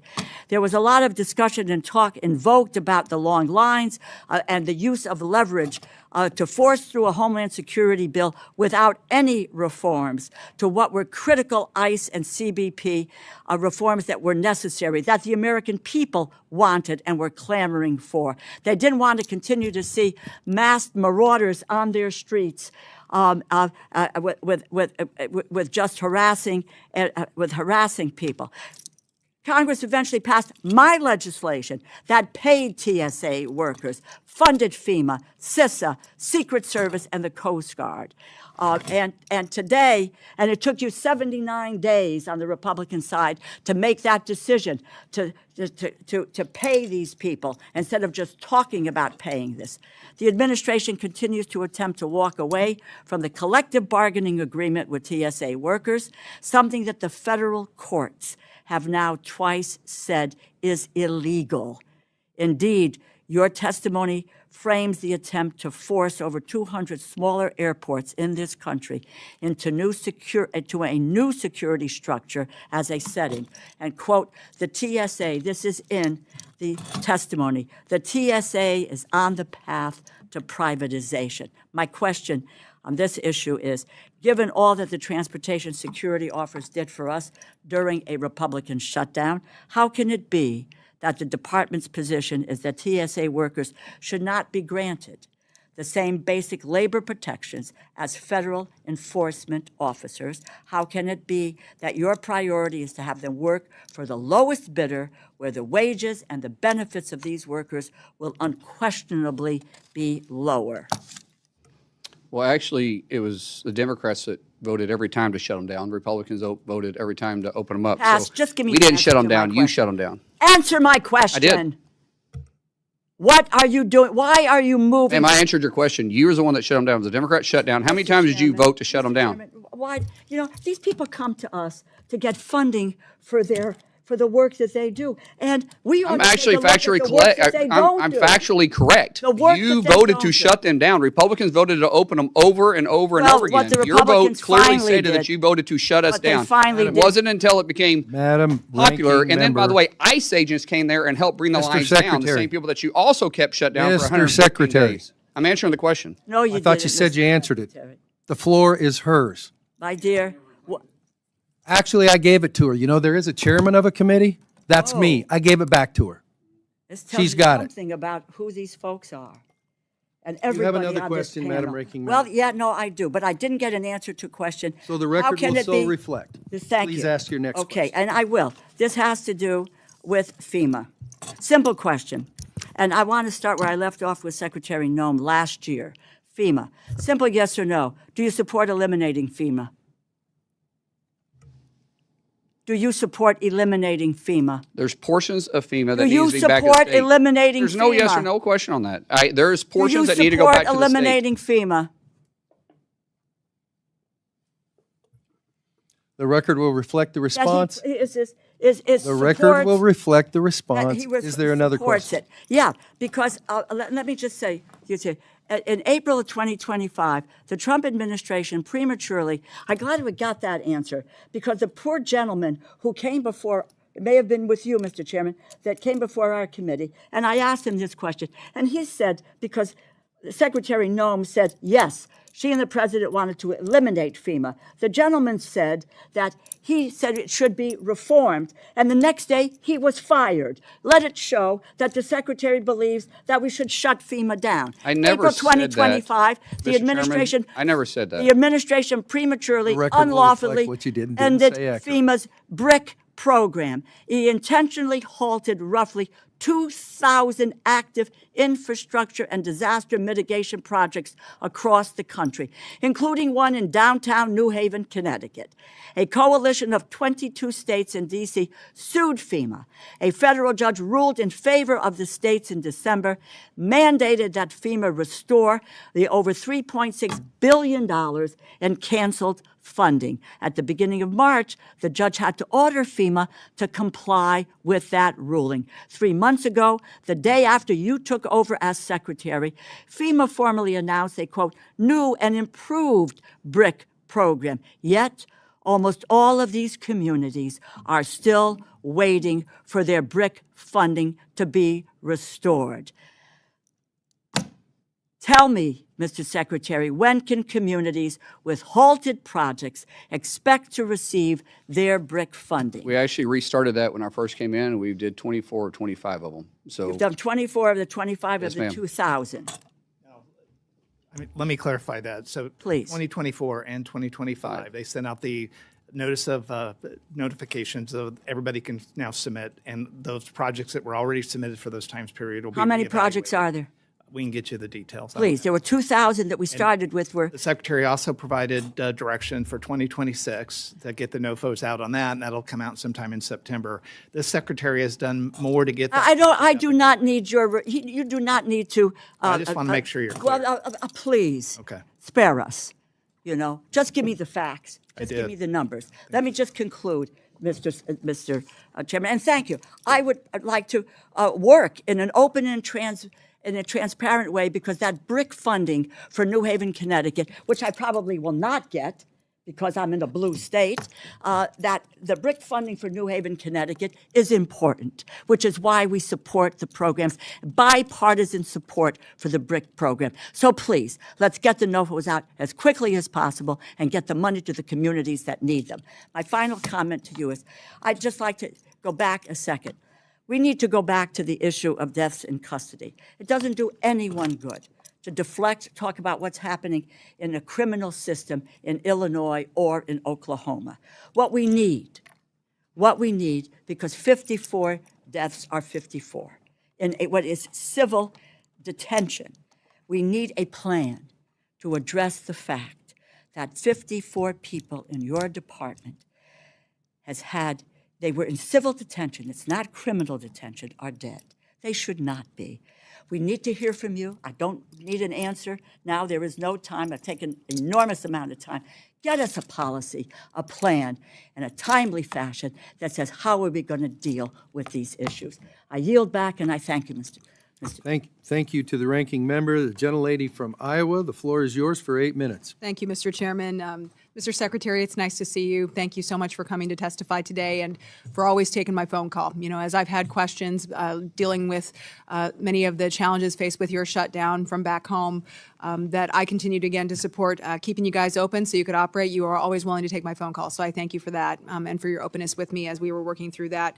I also, as a fellow parent to teenage boys, appreciate your passion around kids. Can I, Yes. Yes, just sir. someone said appreciate you taking a phone call. I take everybody's phone call. There isn't a Republican or a Democrat that hasn't called me that I haven't called back. Yeah. Not one. And I'm very transparent in that, regardless of what somebody over here just whispered, because she's never called me. Yeah. Well, I appreciate it, and I appreciate your openness to working with all of us to make sure that the good people at your agency are getting paid and can continue their mission of keeping our country safe, because at the end of the day, that is what we all care about on this committee, and this committee works tirelessly to make sure that you do have the resources that you need to rescue those kids, make sure that you're interdicting the drugs that are coming in from narco-terrorists. And I want to talk a little bit about that. I'm going to start with that, actually, because I think that the Coast Guard is a shining example of what DHS does best in making sure that these narco-terrorists are on alert. They should be afraid. And you have interdicted through Operation Pacific Viper, I think it just was announced, milestone accomplishment last week, 225,000 pounds of cocaine seized. I mean, that's incredible, and that's drugs that did not make their way onto our streets, that are not killing Americans every single day. So I'd be interested in your thoughts of what you've done there to really escalate that operation. What do you see on the horizon there? That threat is not going away, and thanks to the Coast Guard families who are keeping our families safe. But I'd be interested in your thoughts there. Just yesterday, I was actually in a close classified setting with the Coast Guard on our plans to continue that operation. But it's a joint effort with DOW, with Coast Guard, with CBP, with ICE, because it's a ring. The drugs doesn't just get to our shores and then dissipate. There's a ring that goes into our cities, into our towns, into our states and our communities. And then the cash flows back in and back out. So the drugs come in on our shores different ways, and a lot of the cash is going out, a lot of times over land, a lot of times in air. We're seeing more and more counter-UAS. So we've got to combat it all together. This administration, through the direction of President Trump, has done more to combat our war against drugs than any president in our lifetime. And he's made it a task that he understands that we've lost more individuals in fentanyl overdoses than we have in the entire Vietnam War in 1 year. Not during 1 year in the Vietnam War, a year from fentanyl overdoses inside the U.S. And just the other day, we took enough fentanyl off our northern border from CBP that it could kill 17 million Americans. And I think people frequently forget about the northern border. We Right. focus so much on the southern border and the right. Caribbean and these drugs coming in. But that's a direct relationship because of our Coast Guards doing their job in our waters of the U.S., and it's pushing it. And then we have CBP doing their job on our southern border. It's starting to push cartels to operate in our northern border. So last week, the minister, that is my partner in Canada, met here in Washington, D.C. We talked about the challenges. They haven't dealt with the cartels like we have in our southern border. They're anxiously working with us and wanting to know our lessons that we've learned because they don't want it to get a foothold in their country. So because of President Trump, we are fighting it on air, we're fighting it in water, we're fighting on land, we're fighting on the northern border and southern border. And I'm not going to say we can eradicate it, but we're making a huge difference in this war on drugs. And every time we interdict these drugs, regardless of what agency underneath DHS does it, we're saving lives. You talk about kind of the cross-agency work that's happening here. How many of these rings on the back end, so the drugs get in, they go out through these rings, are these run by, obviously the cartels, but how many of the people participating in them are illegals here in the United States? Well, the biggest majority of them, the percentage of them would be hard to say, but the biggest majority of them are illegals that are here. Now, there's usually, when it comes to the money laundering of it, that's more of a white-collar crime. More of those individuals are citizens inside the United States. But when you start talking about the trafficking, you start talking about the drug houses, the stash houses, the cash flow, the weapons flow, overwhelmingly the majority of those are illegals. The criminal enterprise, right? And most time they're forced to do it. Right. It's not that they're working off a debt for the cartels. Right. And you talk about the atrocities happening to those kids too. Yes. Many of them are victims of that human trafficking. And run by elderlies. those same organizations, Yes, obviously. and elderlies are being probably exploited now more than we've ever seen it, because naturally law enforcement isn't alarmed when they see an elderly gentleman or an elderly woman that is driving. A lot of times they're forced to try paying the debt off of their kids. Okay, that's, well, very concerning, and obviously we need to do whatever we can to stamp that out. You mentioned fentanyl, and I want to go now to one of the biggest sources of fentanyl, which is obviously the CCP in China. They're funneling it in through Mexico. I'm trying to get it in through all of these methods. We know they're not going to ever try to stop undermining our domestic and our international security, and spending billions of dollars on research and development intertwined directly with their military, billions more trying to ship those products into the United States and dominate supply chains. Can you talk a little bit about what the department has seen as it relates to Chinese manufactured and owned equipment, especially maybe any inventory that might already have been bought by DHS? What precautionary measures you're taking to ensure that our agencies are protected on the cybersecurity front, data privacy, other threats that you may be having to? Well, the data centers that we're pushing, we know China is working every single day, and they're even working harder to try getting into our systems. They've made that part of their future plans. They feel like that's important for them. That's where the private-public partnership is vitally important. That's where CISA is going to play a major role, because we can't expect Meta or Google to do it on their own.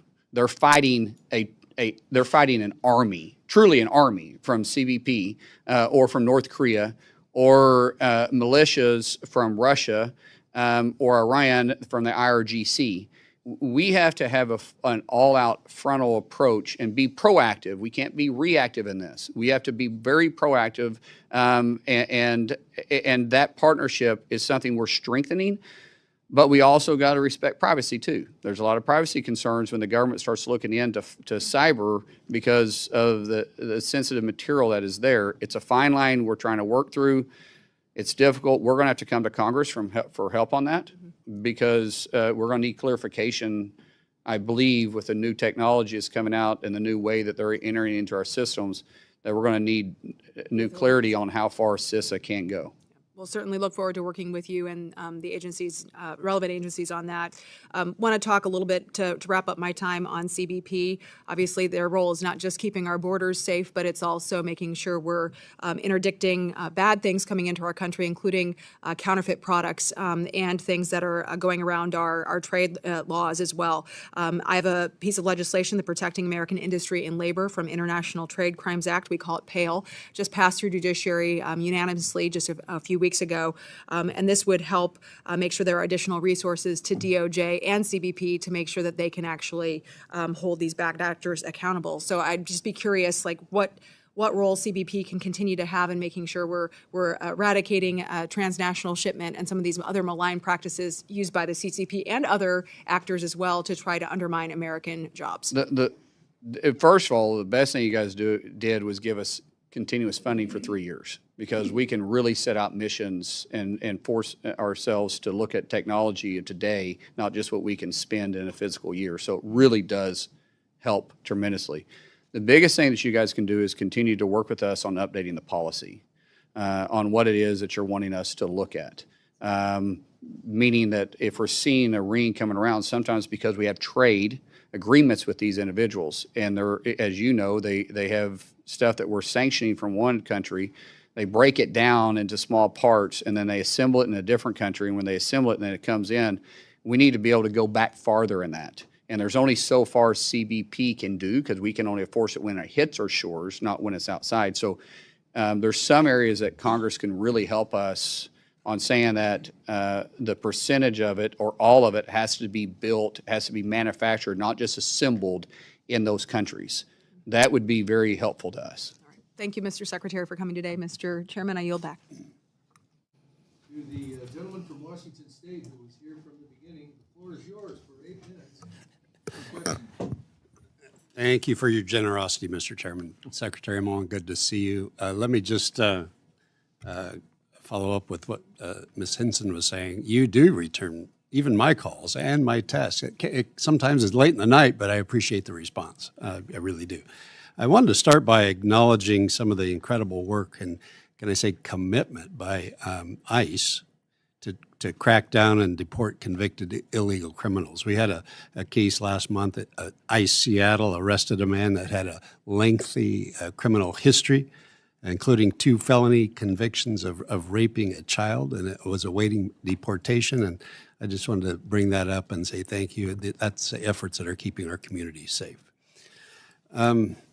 First thing I want to talk about is the visa and H-2A petitions. At the end of April 2026, USCIS reported a net backlog of all USCIS cases at 7.23 million cases, an increase of nearly 70% from the beginning of the administration before your time, with the expectation that additional vetting requirements may even further strain those processing times. Could you describe how DHS is allocating personnel and resources to address this backlog and ensure timely adjudication of applications? Yeah, unfortunately, we're having to go back through and re-vet a lot of people that was given asylum or given visas underneath the previous administration because they didn't do any checks. So we're building systems in right now to be able to do that through an automated system. We're bringing up the first one in 30 days. That's going to be specifically for the backlog of DACA, which DACA doesn't give you, status in the United States. It just is a term that Congress never ratified, but we put in place, but it still allows you to apply for a work visa, but it doesn't give you status. That we're going to deploy the first one in 30 days, and then we think we'll be able to get caught up in a very fast time. But we're having to build the automated systems because it's just not possible for us to go through one by one. But because we're going through there and taking a deeper look at all this, we've been able to arrest over 1,900 known terrorists that were given status underneath the Biden administration inside the United States. Over 1,900. These aren't suspected terrorists. These aren't terrorist watch lists. These were terrorists that was just issued because there wasn't any really checks and balances put in place. And so it's real work that they're doing.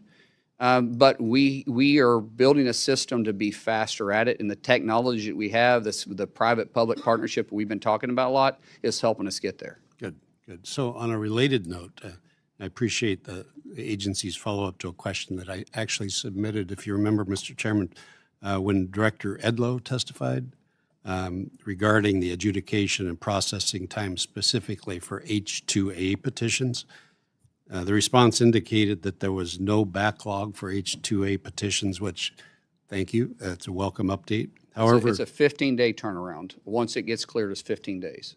well, what I was going to ask, the response also indicated that the processing times in 2026 so far are notably longer compared to previous years. So just looking for your commitment that you'll continue to support the agency's efforts to expedite these petitions. As you know, timing is critical for agriculture. And will your budget ensure that sufficient resources are dedicated in order to carry out those responsibilities? So I had a briefing on this 2 days ago. Yeah. And our turnaround on those visas are 2 days or 15 days, especially if they're known. A lot of these agriculture workers are known. They come back and forth. We see them every time. We can repeat them, and the largest percentage of those are.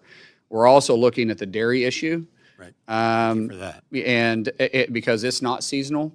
So we think we got a path forward to fix that issue finally. We've asked Congress for clarification, but anytime you ask Congress for, I'm not beating up on you guys. I sat there too. So I'm just saying anytime we ask Congress for anything to try to do with immigration, it gets just politicized. So, but we think underneath statute, there's a way for us to move this and make it work. We're still going through it. We're still getting legal opinion on it. We don't want to do anything but I don't think you guys would really get upset if we did it, but I want to make sure we're legally able to do it.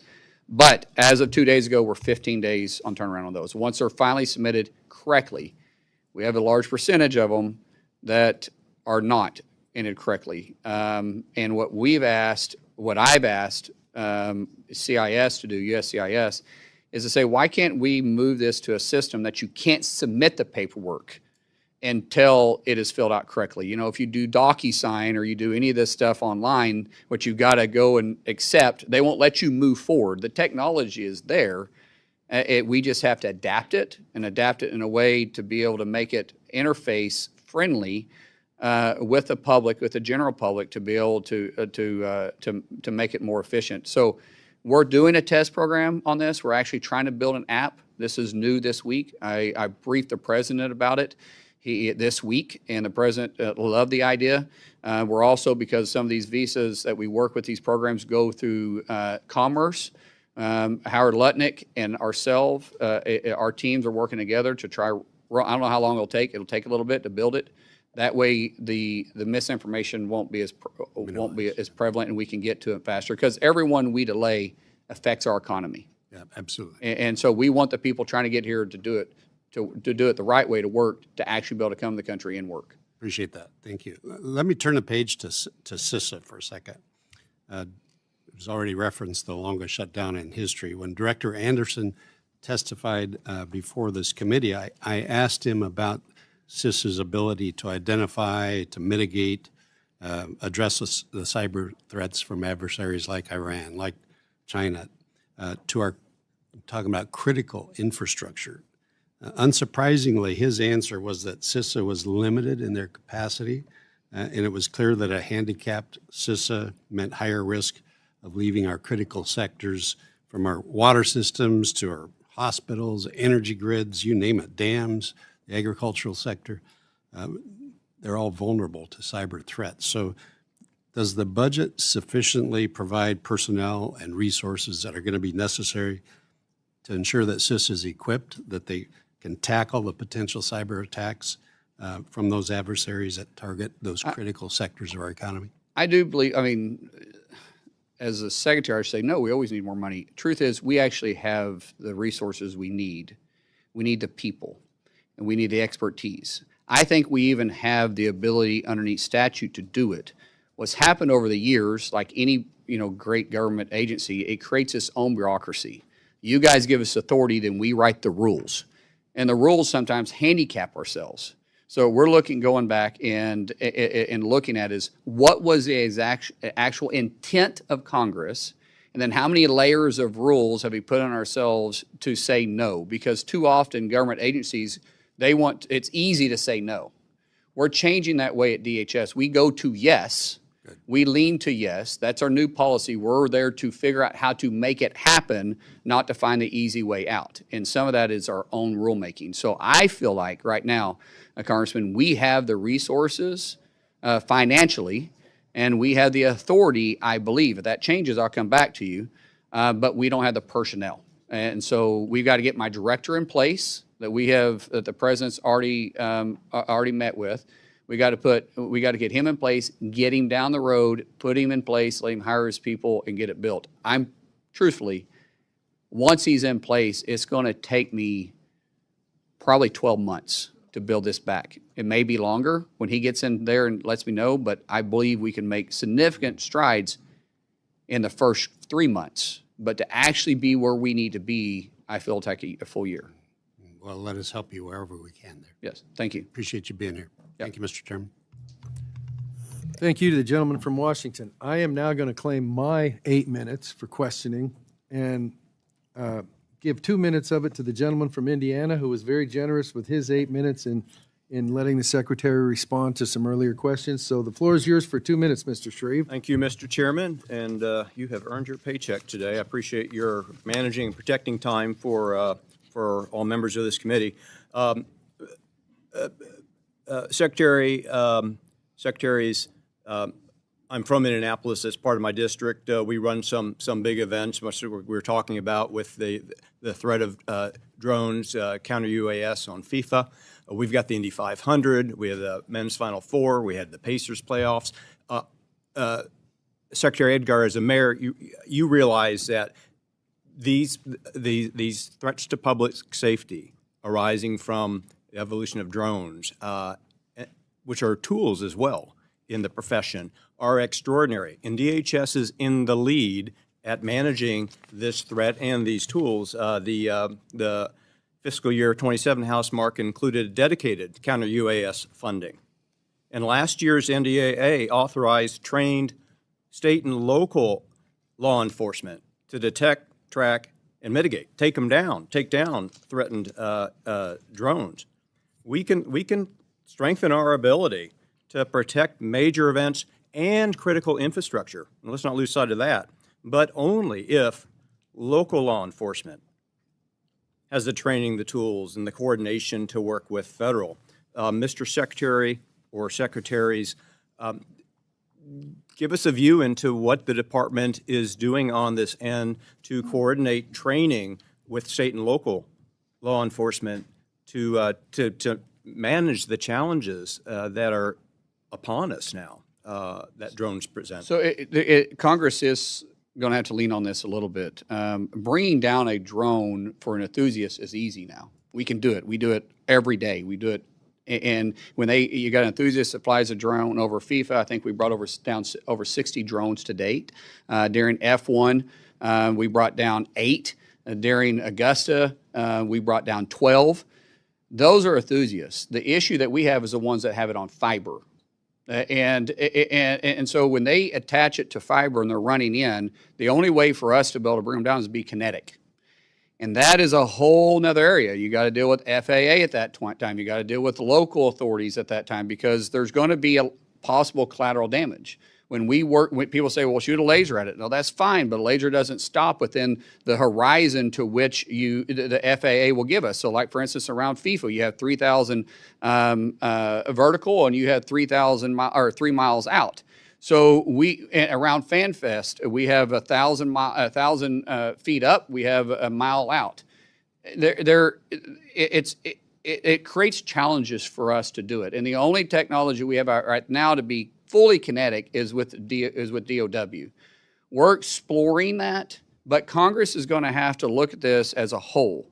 I don't know if you know this or not, which is going to be changed, but there wasn't one single NFL stadium last year during all the games that had counter UAS on it. That was my wife running through. Everything else was silent, I promise. And technically, I thought I'd be done by now. Yeah, I did too. But I do think Congress needs to take a hard look at this for us because we're going to have authorities beyond just what we currently have because this is a threat that's changing every single day, and I really could sit and use some help.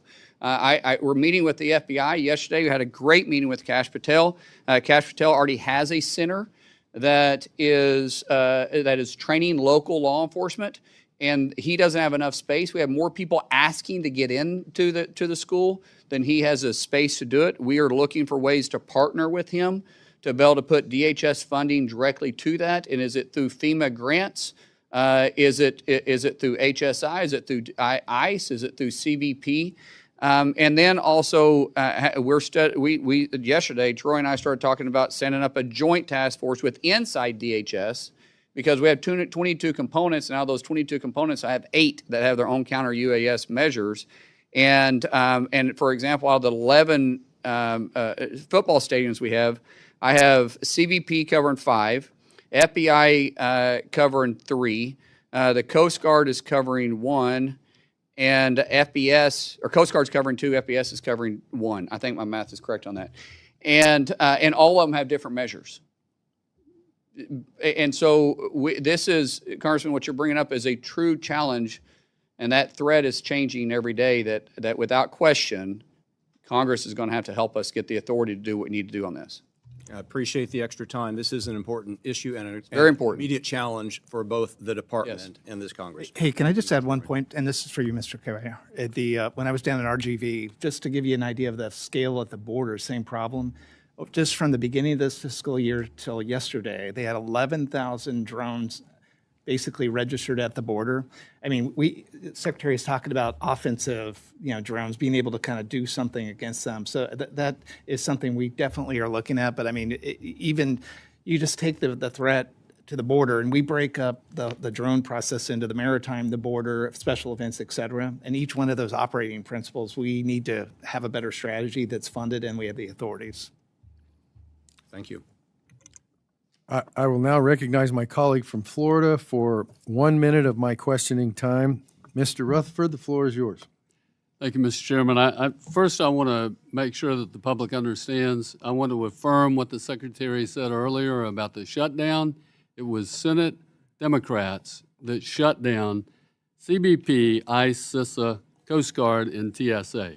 It was not the Republicans. The House passed it 3 times to fund them.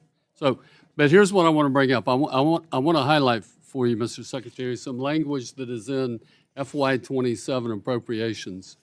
There's language in there about NIMS and standardizing the operational and reimbursement process. NIMS, the National Incident Management System, and that reimbursement process was, it goes all the way back to 2004 with the Homeland Security Presidential Directive 5 by George W. Washington Bush. And the whole idea was to unify the response, mitigation, and prevention of disasters. And so there's language in there that there are ways to truly standardize the processes that right now are being done by 50 different states. They all report their different ways, and even agencies within states report their own ways.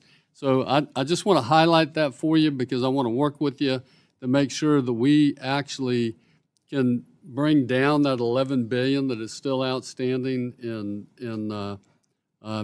reimbursements, because most of these agencies, when they get their money back, they've spent most of it on interest.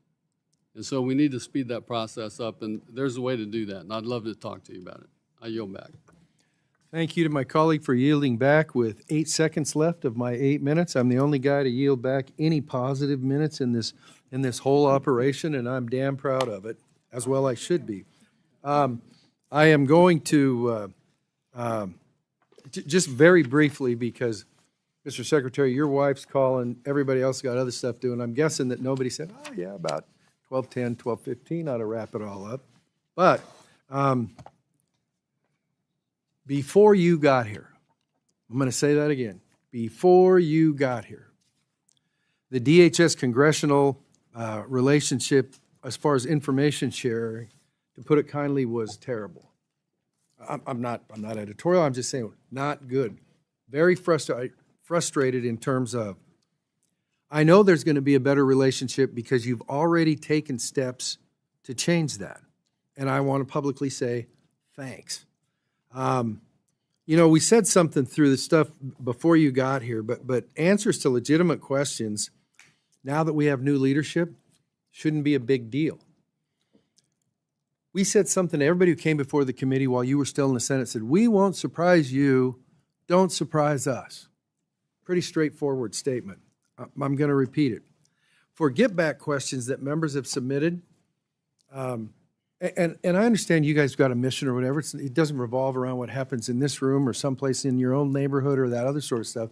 Please be responsive. You get to define what responsive is, but if it's like, hey, we're not going to get a response to your letter back to whatever, have somebody call up and say, here's where we're at, here's something other than, so I don't have people calling me saying they won't talk to me, because then the ball's in my court and I have to try to penetrate it in that. All past history stuff. So anyhow, just so we kind of get where everybody's coming from. There may be additional questions members provide in writing. We ask you to respond to those in a timely manner. I want to thank you for being here today. I know it probably wasn't tops on your list of things to do on a Thursday, but in total fairness, it probably wasn't tops on anybody's list. But it had to be done, so mandatory fund, check that box for everybody for today. You have asked that your opening statement be included in the record. It will be. I will also say that if there are things that were said during this that you feel a need to respond to, please include that in what you submit for the record, and we'll submit that we'll include that in part of the record too. And so I'm not going to commit the absolute sin of saying, does anybody have anything else? I'm going to say that this subcommittee meeting of the Homeland Appropriations, the subcommittee, yeah, easy for you guys to say. Subcommittee meeting is adjourned.